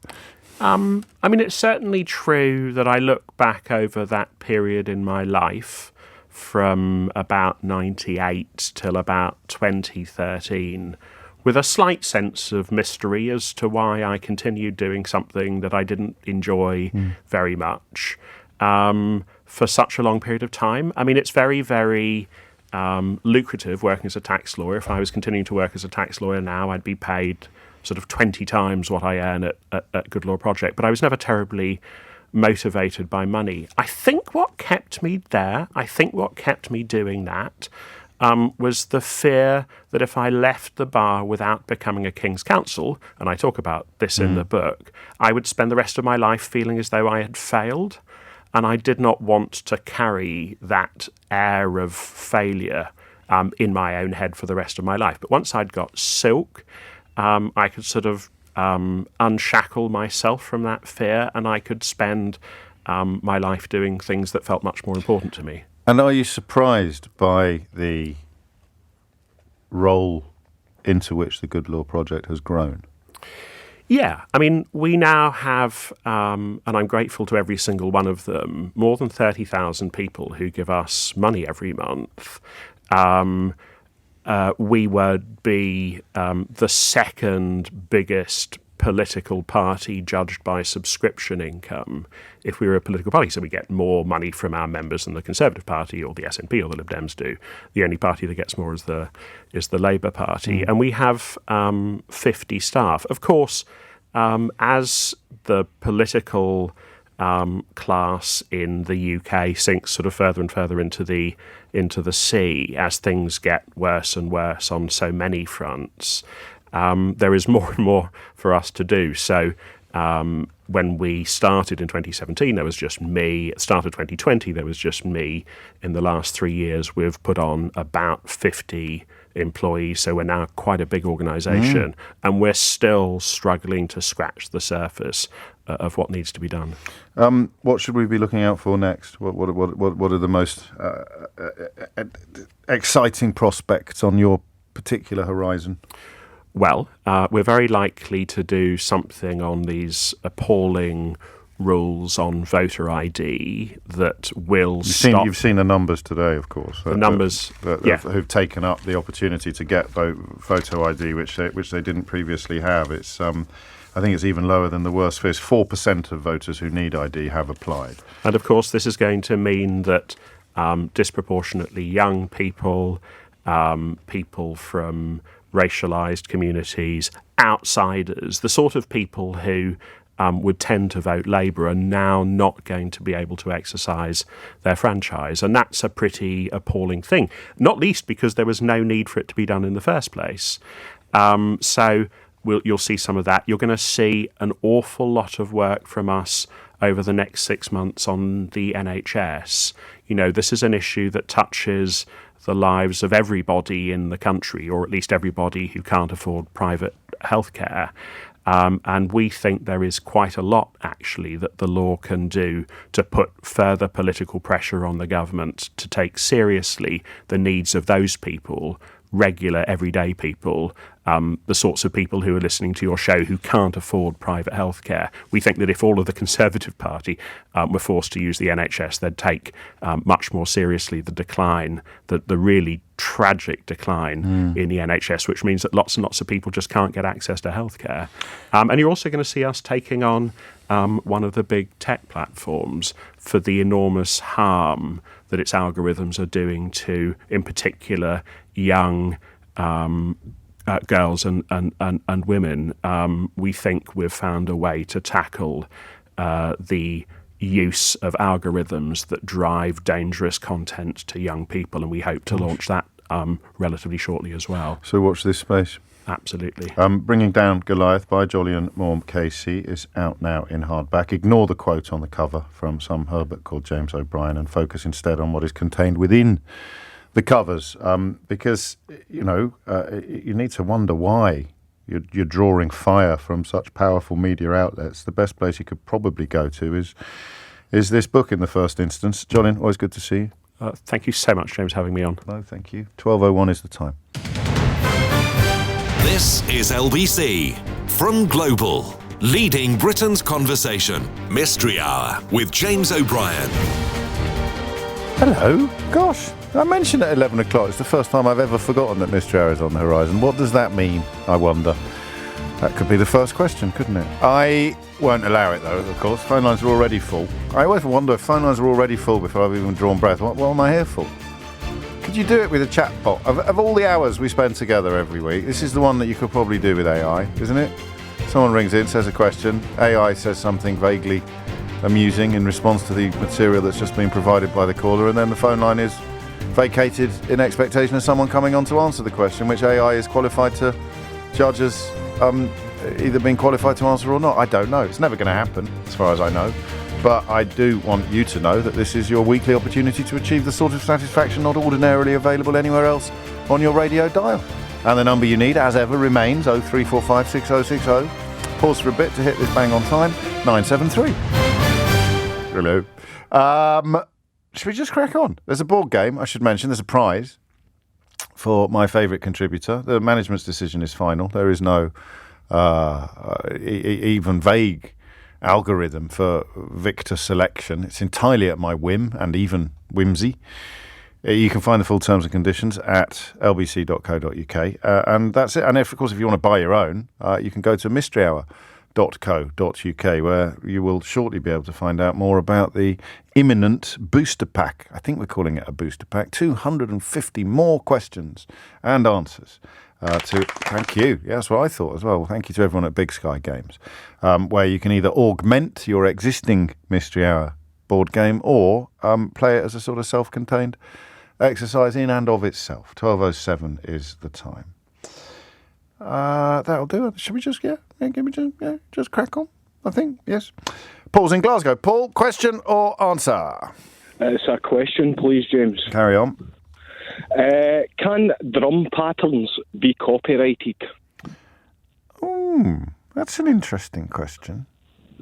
Do you know, like when guitar players, bass players, they copyright their chords? Well, you can copyright a tune, so obviously you can copyright a tune, or but you mean a drum track, really? Yes, like plagiarism, like the Ed Sheeran thing. He copied my song or my notes as such. Does it work with drums? You did just say if then, didn't you? Yes. Yeah, God, I thought we'd let a libel through. I thought you just accused Ed Sheeran of plagiarising your song, Paul. I'm sorry, I have no rhythm. I didn't even know you were a musician, mate. So can you think of a really famous drum track? I mean, because sampling drums is going to be almost impossible to prove. But I guess you'd have the opening of... What's that Phil Collins track that they did on the Cadbury's advert when the gorilla played the drums? That's a fairly seminal... In the Air? In the Air, yeah, In the Air Tonight. Maybe some John Bonham at Led Zeppelin. I don't think... I'd know that from 100 miles away. I wouldn't... But whether or not you can have a rhythm, can you copyright a rhythm in the way that you can copyright a tune is what you're asking, really, isn't it? Yes, but as far as I see it, there's only so many drum beats you can do. Well, that's what I'm thinking now as well. Timing. Hey, do you know what the most famous one of all is? It's got to be Queen, We Will Rock You. No, mate. I'm going to see your Queen. I'm going to raise you EastEnders. Okay. Yeah, that's If that popped up on a track, would anyone be in line for royalties? Would the composer of the EastEnders theme tune be in line for? You're probably right about We Will Rock You. I will find out. Someone will know. I suspect quite a lot of people will know, but you and me don't, which is why we're so interested in what the answer's going to be. You haven't got anything planned, have you? You haven't come up with a brilliant little rhythm track that you're worried someone else is going to rip off, or you're going to rip off someone else's, and you don't want to get into any trouble for it. No, my dad was a drummer. Was he? I have no interest in drumming, but it's a question that I've always wondered. It's a good question. It's a great question. Okay. Top man. Hopefully someone can come up with an answer. Exactly that. And if they do, you know what I'm going to do? You see, you get a bit of cliffhanger going. Dave's in Aberdeen, from Glasgow to Aberdeen. Dave, question or answer? It's a question, James. Carry on, Dave. Stamina. What is stamina, and how does stamina make me run, or made me 20-odd years ago run about a rugby pitch like a headless chicken? Yes. And I can't do it now. I've still got the miles in my legs. It'd be your heart, would it? Is it not? Is it just the how hard your heart is work? How healthy your heart is? Well, what's the bag of stuff in my body that allows me, or did allow me? So you're saying, why do I get more knackered more quickly now than I did 30 years ago? Really, is what you're saying? What's changed? Well, it's not so much the getting knackered; it's the ability to run around at pace where I can without getting knackered. Yeah, without getting knackered, but I can saunter around quite happily for a few miles. So what is stamina? What is stamina? Yeah, what's the what's biological stamina? explanation of stamina is what we want. Yeah, the biological, physiological. Bit biological. Physiological. Biological. Yeah. I like that question a lot. What is stamina? Good. Yeah, I know I haven't got any anymore, but I didn't have much to start with, to be honest with you, Dave. No, neither have I, mate. Neither have I. There it is. We'll find out, I think. So just explain it to us from a scientific, biological point of view. Thank you. Susie's in Stockport. Susie, question or answer? Hi, James. It's Hello. a question. Carry on. I'm quite nervous because I've never rang before. Oh, blimey. Why not? We tempted you. We finally tempted you. Go on. Okay. Right, this morning I was trying to order something from a website. Yeah. And I was putting in my card details, and it wasn't accepting them. It kept coming across, always do this, do that. Anyway, I'm putting the card details in again. Yeah. And it asked me for a card nickname. Right. And I thought, what does it mean, a card nickname? I've never had that before. No. Anyway, I gave up with the site in the end. I thought, not We've doing all it. been there. We've all been there. And I thought, is it MasterCard or Visa? What's it mean? And then it got me thinking, where did it come from, this nickname? What does it mean? Where did it derive from? A nickname? Nickname, yeah. That was quite a trip. I tell you what, you've made up for lost time, haven't you? With that being your first call. You went round the houses there, Susie, twice. You could have come on, right? And you could have said, where does the word nickname come from, James? I could have done, couldn't I? I'm glad you didn't. I'm glad you didn't, because you're a natural storyteller. We're moving into Alan Bennett territory at times there. But what were you trying to buy? Sorry? What were you trying to buy? What was I trying to buy? Yeah. I was trying to buy some keto bars. You think it's funny? I don't. So why do we call them nicknames? Well, sorry, say that again. I'm just repeating the question back to you now. What is the origin, and why do we call nicknames nicknames? Why are they called nicknames? I don't know. I know. Do you know? No, I don't know. I thought I might know. If I sort of repeat the question often enough, sometimes things pop into my head. I've got no idea. I shall find out for you, Susie. Thank you very much, James. Where are you going to get your keto bars from instead, though? That's what people really want to know. Well, I've actually bought them from this site before, and I don't know why it was doing that. So it has been not a dodgy site, but I've had problems with it before. So, but I have always managed to. I think maybe because it was a new card I was putting in. I don't really know. But It will be that. Anyway, take care, and I shall try and find out. And why do we call nicknames nicknames? I like that. 0345 6060 73 is the number that you need. Michael's in Taunton. Michael, question or answer? Question. Carry on. When is the bridge a tunnel? It's not. When does it become a tunnel? Never. When does the bridge become a tunnel? Never. It's a category error, this, as the great philosopher Freddie Eyre would have described it. Because a tunnel is tunnel and bridge. What you've got to remember is that they're both verbs as well as nouns. All right, okay. So that's your answer, really. Oh. You can't. I mean, if you have a hill, even a tiny little hill, right? It's a high hill, but it's a very narrow hill. Can you picture a hill like the one? So imagine it's made of rock rather than soil, because all the rock. So it's only like 3 feet wide, but it's 20 feet high. Yeah. Yeah. You punch a hole through. You punch a hole through the middle of that. It's a tunnel, not a bridge. So it's got to have stuff on it. It's got to have been tunnelled to be a tunnel and bridged to be a bridge.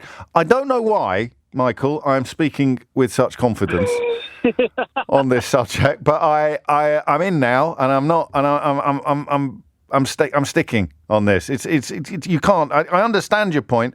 There might be a case to say you have a tunnel and a bridge, as in the bridge is what goes over the tunnel. But I personally reject that out of hand, because nothing has been bridged, something has been tunnelled. So if you use a tunnelling device to create it, it's a tunnel, whereas if you span it, it's a bridge. It's ideal.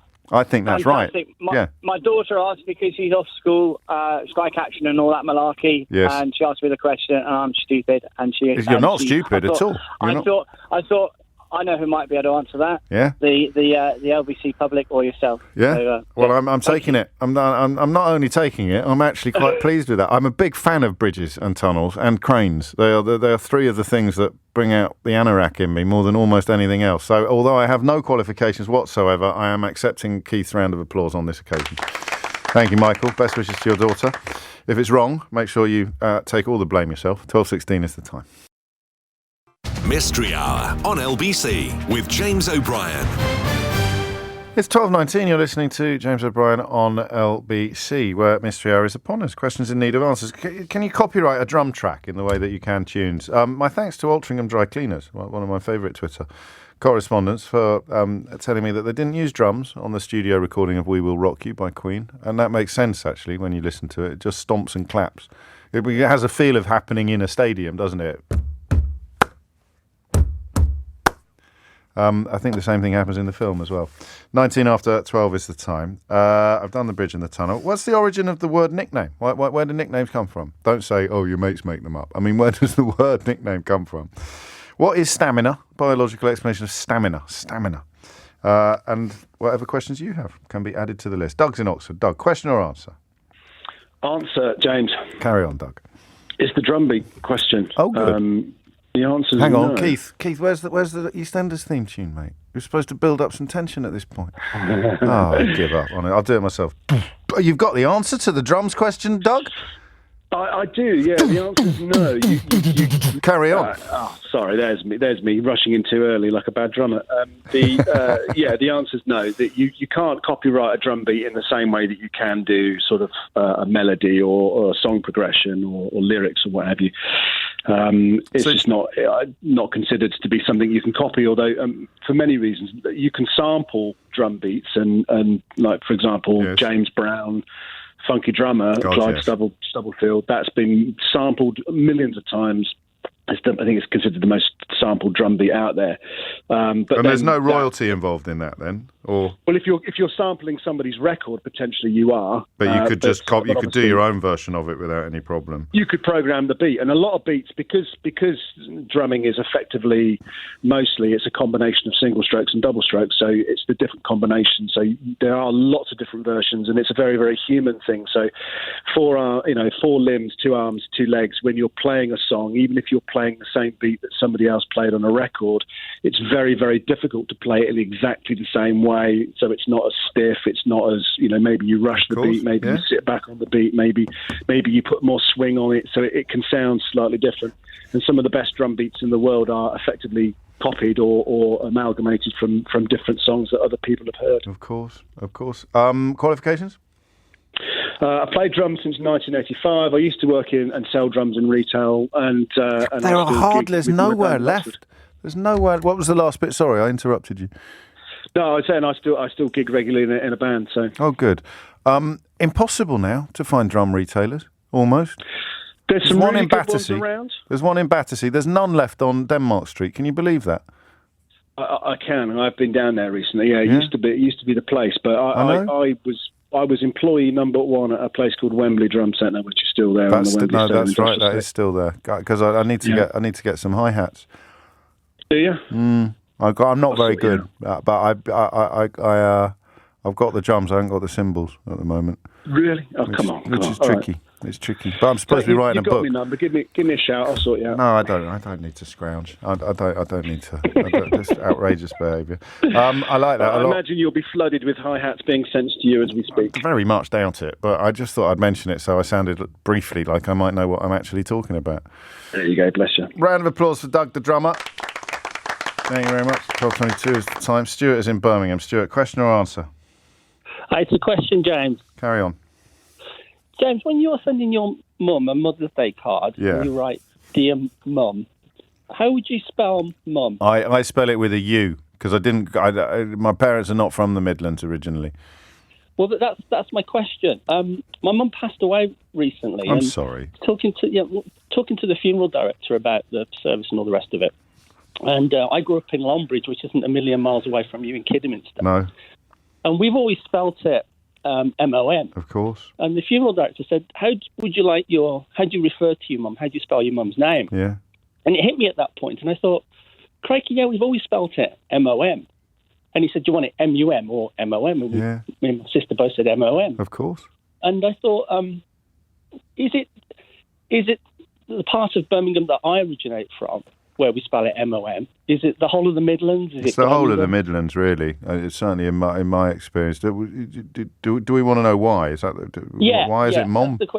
Why is it M-O-M? Is it just the accent? Just in the Midlands, is it anywhere else in the country? We're only really allowed one question, but I think this is quite this one has quite a poignant root to it. This question, so I'm going to overlook that rule on this occasion. But is it the accent? Do you think? It might be. Mum. I was wondering whether or not it lent itself to maybe an American influence, because in America it's M-O-M, isn't it? So Yes, whether it or not there's some kind of American influence in that. Mum. I don't know. It kind of just hit me recently. It's always been M-O-M, but why is it? It popped up earlier on. It popped up earlier this week. I think I took a call from Brighton. It was yesterday. I don't know if you were listening. It might be. Were you listening? I might have been. It might be where you got the idea from subconsciously, because she said Mom. And I knew immediately that she wasn't from Brighton. She was from our neck of the woods. Which maybe answers the second question, actually, because I'm not aware of it being common pronunciation anywhere else in the country, and I probably would be. Mom? All right, Mom. You're all right. All right, Mom, yeah. All right, Mom. I'll find out. Why do we call it Mom in the Midlands? 0345. Thank you, Stuart. And I am sorry for your loss. That's 25 after 12 is the time. Why do we call it Mom in the Midlands? James is in Poole. James, question or answer? Question, James. Carry on. Why does lemonade seem fizzier than any other carbonated drink? So for Coca-Cola, so this is what your researcher said. Like, are you sure about that? And they still put you through? Yes, they did. It's unbelievable. You can't get the staff, James. I can't get the staff. Unbelievable. Go on. Well, my angle on this was that you've got the Sprite challenge, which is on social media at the moment, where you've got to try and drink a full bottle of Sprite, which obviously is lemonade, limeade kind of thing. Yeah. And then I was pouring some lemonade yesterday, and I noticed that the froth, the bubbles was a lot stronger than what I was just pouring from the Coca-Cola. Yeah. And when you drink a full glass of lemonade, there's always a great big repeat after it, and not so much after Coca-Cola. So it's not just the froth, because the froth could be to do with the liquid rather than the gas. It's not just, if it was beer, we'd call it the head on the drink. So that's not just that you're talking about. You're convinced it is more bubbly when you drink it as well. That's right. More gas. I mean, you're giving it your full chest on this one, aren't you? You're in no doubt whatsoever about the lemonade is more gaseous than any other carbonated drink. Yeah. The exception is probably champagne. What about root beer? I don't really know. I love root beer. I could drink root beer. I'll tell you what else is nice. Morrison's the best ginger beer. Again, okay. No, it's not. It's not my. It's Fever Tree. It's Fever Tree, but it's on special in Morrison's at the moment. That's really fizzy. Yeah. Okay. So why are certain drinks more over lemonade? I've just proved your point. I've just proved your point. Well, I thought I was mocking you. Oh, you see, Oh, you bloody got me! How did you do that? It is. The Fever Tree ginger beer is fizzier than Coca-Cola, I would say, or any other cola are available. Yeah. All right. Why? I mean, could it not just be the obvious answer, which is if you've got a soda stream? Have you got a soda stream? Probably back when I was maybe 8 years old. No, we've got one at the moment. Mum and Dad used to have one. But you can hold it down, can't you, for longer? So there's just more gas in it. Put more gas in it. Yeah. Maybe it is. Yeah. Well, is there something about the different liquids? That, though. No, I wouldn't expect you to, mate. Especially not after I just humiliated myself while trying to undermine the brilliance of your question. All right, you're on. Lemonade. Why are some fizzy drinks, notably lemonade and possibly Fever Tree ginger beer, why are they fizzier than other drinks? 28 minutes after 12 is the time. Millen is in Paris, in France. Millen, question or answer? Answer for the stamina question. Oh, good. Go on. The reason, as you get older, your heart and lungs get worse at delivering blood around and oxygen around your body. Yes. When you do exercise, lactic acid builds up in your cells. Lactic acid causes pain and also causes your muscles to stiffen up and seize up. And oxygen is what your body uses to remove lactic acid. So basically... It's wear and tear, really. Yeah, it's your heart and lungs getting worse at the job. Declining. And the more exercise you do, presumably the slower that process of decline will be because you're using your heart and lungs more. I like that. And that is all it is. It is literally the amount of oxygen that's getting around your body and the amount of lactic acid that builds up afterwards, right? Yep. Qualifications? Degree in chemistry with a focus on biology, science tutor. That'll do. Round of applause for Millen, please. Well played, Millen. Number you need if you've got a question of your own or if you would like to answer a question that has already come in is 0345 6060 973. So I got that. There we go. Yeah, that was good as well. Doug the drummer on the drums one. Why do we say mom in the Midlands? Why are some fizzy drinks fizzier than other fizzy drinks? And what's the origin of the word nickname? Why do we call nicknames nicknames? Amelia Cox is here now with your headlines. Mystery Hour with James O'Brien. This is LBC. It is 12:33. You're listening to James O'Brien on LBC. Mystery Hour is underway. I know they say mam in the northeast. It's not an answer to the question of why they say mom in the Midlands, although it could be that accent is the reason for both. That's one of the questions on the board. Then there's the lemonade question. I'm not going to tell you what the questions are now. I'm just going to give you the broad outline. I've got the nicknames question, the lemonade question, and the mom question. Okay. Hannah is in Woking. Hannah, question or answer? Question, please, James. Carry on. Why do we have different spice tolerances? Well, we've got difference of everything in that field, really, haven't we? I mean, you like some things and you don't like some things. Yeah, that's true. But, I mean, it physically causes some people pain. So I thought it might be something to do with upbringing and how much spice you're kind of exposed to, but then I have a friend whose sister hates it and she loves it. They had exactly the same upbringing. I think this is a definitive answer. My qualifications are that it's come up before, but it's going to sound a little. No, that's good though. We like that. It may sound a bit inadequate or a bit simple.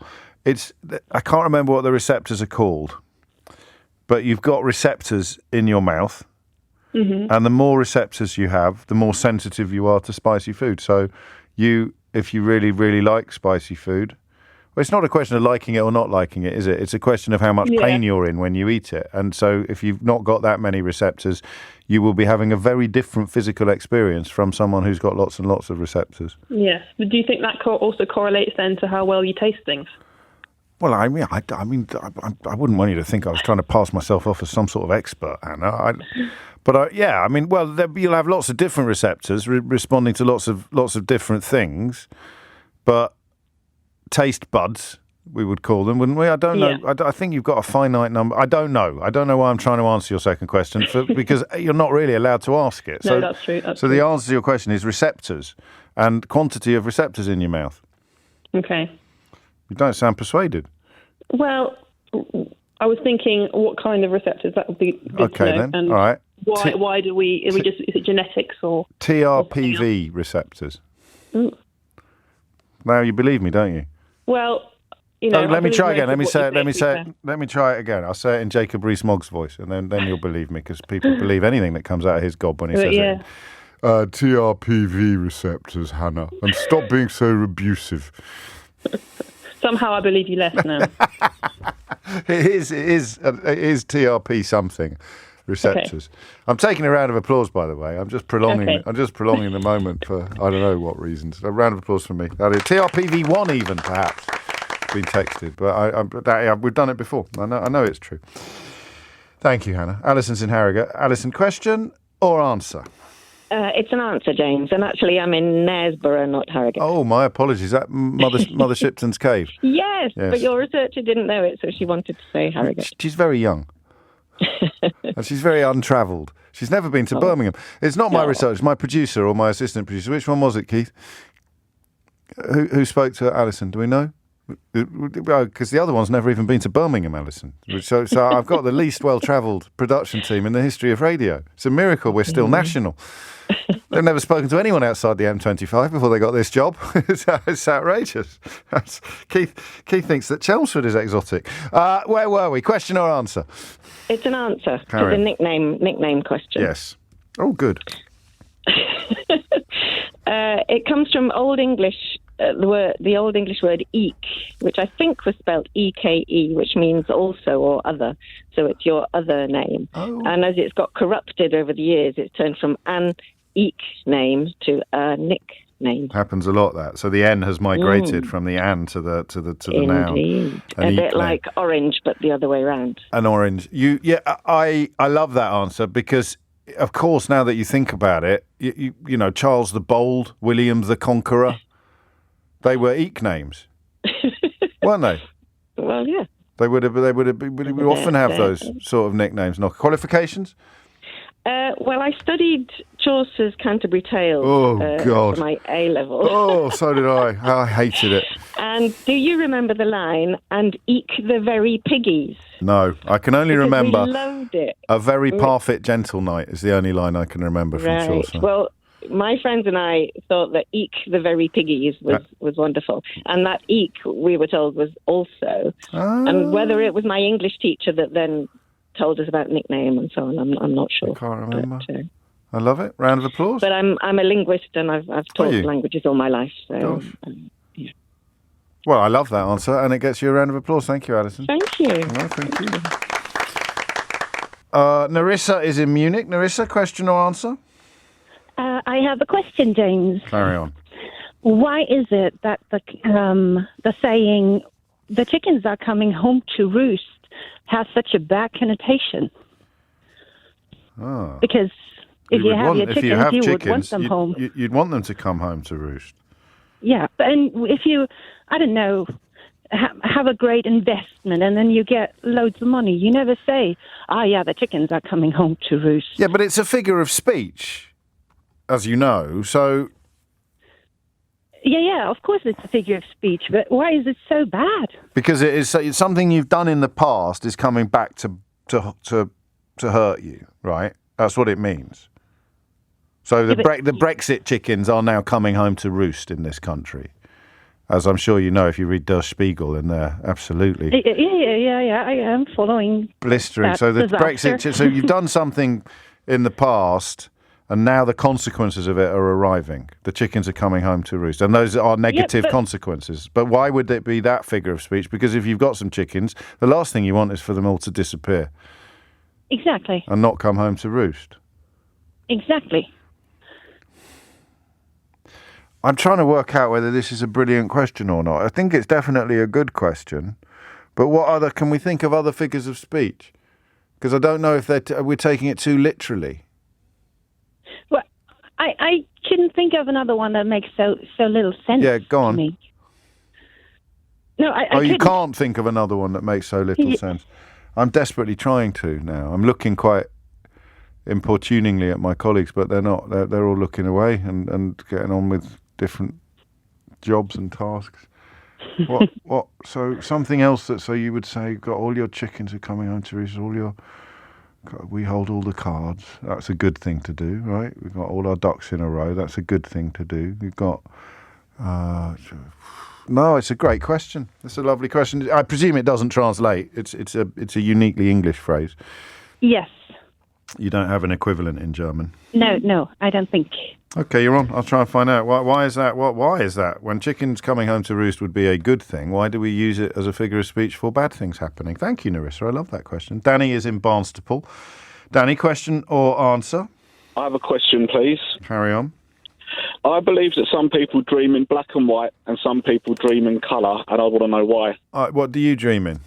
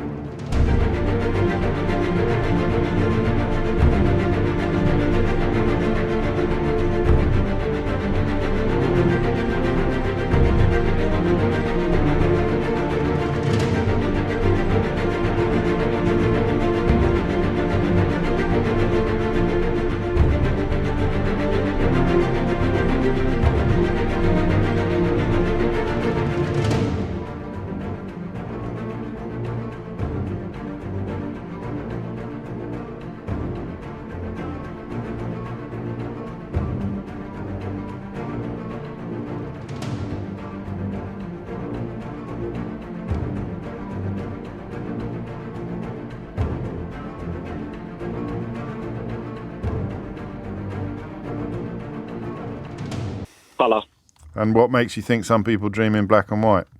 My wife said that she had a dream, and at the end of her dream, it was in black and white, and it said "the end" like a film. And, yeah, I know. Love it. And I was saying to my stepdad about it, and he said to me, "Yeah, all my dreams were in black and white." Yeah. And then he found it hard to believe that I dreamt in colour, and I thought, why has this never come up before?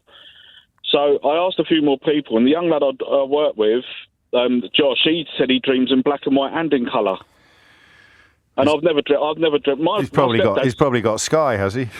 Yeah, my stepdad said that all his memory recalls in black and white as well. If he's thinking back on something, he'll recall his memory in black and white. I've never clocked it, to be honest. Hang on. I think I'm in colour. Yeah, I had to have a dream, and remember that in the dream I had, there was orange, so I had to confirm to myself after I heard it. Well, that's quite a good idea, actually, is that if you're having a dream, try and train yourself to have an orange.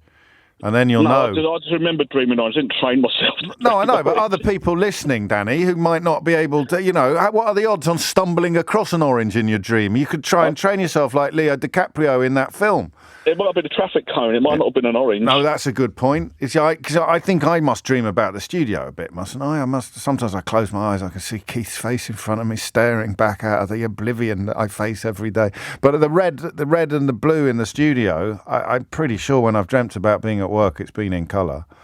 Pretty sure. I think this is an amazing question. And well, hang on, let's not get carried away. I can smell the board game, James, but...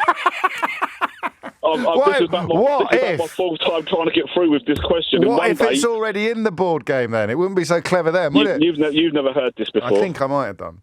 No, you haven't. I think I have. I think it rings a vague bell. A tinkling. There's a tinkling bell. Keith, do you hear a tinkling bell? Yeah, we can both hear a tinkling bell here, Danny. And it's nearly 1:45 now, so I want to roll over next week if I don't get an answer. I've been trying so long to get through with this. What's the actual question? Why do some dream in black and white and some colour? Yeah, you're on. All right. Brilliant. Give my best to Josh, yeah? Yeah, cheers. 12:43, cheers, bye. Aaron is in Athens. Dikanis, Aaron. Hello, James. Hello. Question or answer? Second time calling. I don't know the Greek word for question or answer. I should do, really, but I don't. Sorry. Oh, that's right. We're not Greek. We're just on holiday. Oh, so you don't speak any Greek at all? None at all. Oh, no.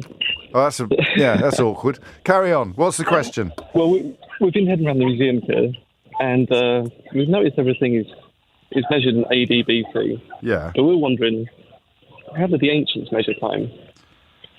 As in years? Yeah. How do you say it's 10 years from what starting point? Where was their anchor point? So if you remove the birth of Christ from the equation, what year was it when people like Pythagoras were doing their stuff? Yeah, exactly. What were they writing on their tablets? Yeah. I mean, they had their own calendar, but you want more than that. Yeah, that's it. All right, you're on. It's a terrible line. Otherwise, I'd do some more Greek-based banter with you, Aaron, even though only one of us has any Greek at all. But I don't know what was going on, probably because he's so far away. That's not how phones work. I'm pretty sure we've done those last two at some point in the last 100 years, but only time will tell. It's 12:45. Mystery Hour on LBC with James O'Brien. It is 12:49. My thanks to my friend Nico for helping me out with the Greek. Erotisis ke apantiki. Apantisi. Erotisis ke what's the C? Is it tiki or tisi? I don't know. Stop saying that rude word in my ear, Keith. It's the only Greek word you know. People can hear it as well, It bleeds out of my earphone into the microphone. It's me that will get into trouble. Back to Mystery Hour. Catherine's in Kingston. Question or answer? Question, Carry James, on. please. Yes. So I've got a gold necklace which I wear all the time. Just leave it on. All the time? Chain. Even in the bath? Yeah. Okay. Well, this is relevant because this is to do with the question. And the chain is 9-carat gold, and it's got a pendant on it about the size of a 5p piece, which is 18-carat gold. Lovely. Now, I want to know why. When I go into the sauna, like a hot sauna, obviously, they're all hot, I guess. As opposed to those world-famous cold saunas. Yeah, exactly. When I sit up, it's fine. The necklace, I don't notice it. I don't feel anything. But if I lean forwards, even if it's just for a few seconds and the pendant comes away from my skin, when I then lean back, it burns. Yeah. Like the gold is heated up and it burns my skin. So, but it only does that if it comes away from me and then goes back in contact with my skin. If I just stay with it in contact with my skin the whole time, it's fine. I don't know how much of a mystery this is. Go on then. Why does that heat up then? No, it didn't. It's always hot. But it doesn't burn me. No, because it doesn't burn you when it comes back. It's hot. You notice it's hot. It doesn't burn you. It doesn't leave a mark. So it's always hot. I've got the same thing. I spend quite a lot of time in saunas, and I wear a small little bracelet that has got little silver knobbles on it, and the silver knobbles will burn me. Okay, we'll use the word burn. The word burn is fine, but it's not heating up when it ceases to be in contact with your skin. It's just when it ceases to be in contact with your skin cools down a bit. And then when it swings back again, you're gonna notice it a lot more. The heat on your skin is dissipating, and when it's not on there, it's accumulating. No, because if what I do now, if I lean forward, I hold on to it because I know it's going to burn me. Yeah. And once I've held it in my fingers a little bit, I can then let go of it, and then it doesn't burn. Because it's dissipated. The heat has dissipated out of the metal into your skin. In the same way that it's dissipating when it's touching the skin on your chest. But it doesn't burn. No, because it's not as hot. Because it's going, so it's like conducting. Where does the heat go then? Into your skin. But then why do you not feel it heating up when you go in there? Well, because it's touching your skin, it's heating up gently. So that's like the old frog boiling analogy. You don't notice it because it's going up very gently, incrementally. But then once it gets to that point, if you then lean forward, it shouldn't get any hotter, should it? It should be staying the same temperature. It probably is staying more or less the same temperature, but it's not dissipating anymore into your skin because it's not touching your skin. Therefore, it's not. Spreading, dissipating, whatever word you prefer. I'm pretty confident this is right. What's your theory? I don't know. And I was just thinking about. Well, how can you be so sceptical of my answer? How can you be sniffing and sneering at my answer then? I'm not. I'm just thinking that I still. No, come on. Think about it. Here's a thing. But it still makes a difference. Yes, but here's a hot thing. And when it's touching something else, the heat gets spread out more. And when it's not touching it, the heat doesn't get spread out more. So it gets a bit hotter. And then when it swings back onto your skin, you notice it for a while. But if you leave it there, it stops burning. That's the point to help you. When it comes back to your skin, it burns. But if you leave it there, it stops burning because the heat starts dissipating again. Okay, I want to try that then. Because I always have a shock. I think you should report back now. Because other people are going to be interested. All right, but I'm going in on that. I'm taking a round of applause, and I'm 99.9% certain that was correct. But I shall leave the 0.1% certain there for the remaining 5.5 minutes of this programme. Okay. Thank you. Take care. Thank you very much. Thank you. Bye. Bye-bye. Professor Hall is here. I don't know why you're here. Is it the lemonade? No, James. It's a commentary on your commentary about chili peppers and the like, and why they are hot and cold. And I happen to know that baby Tamara's listening, so hopefully she'll be a chip off the old science block. You've had another baby? No, the same one I mentioned last time. Oh, of course. Carry on. Right. Okay. You only get to mention it one baby once. I don't. Anyway, hello, baby Tamara. It is about receptors, but TPRV1 receptors. I think you'll find, Professor. You may be right. Thermoreceptors to the layperson. Yes. But I'm no layperson. Chilies make you more sensitive to your body's own heat, and things like menthol and mint have the opposite effect. They they desensitize them. But why?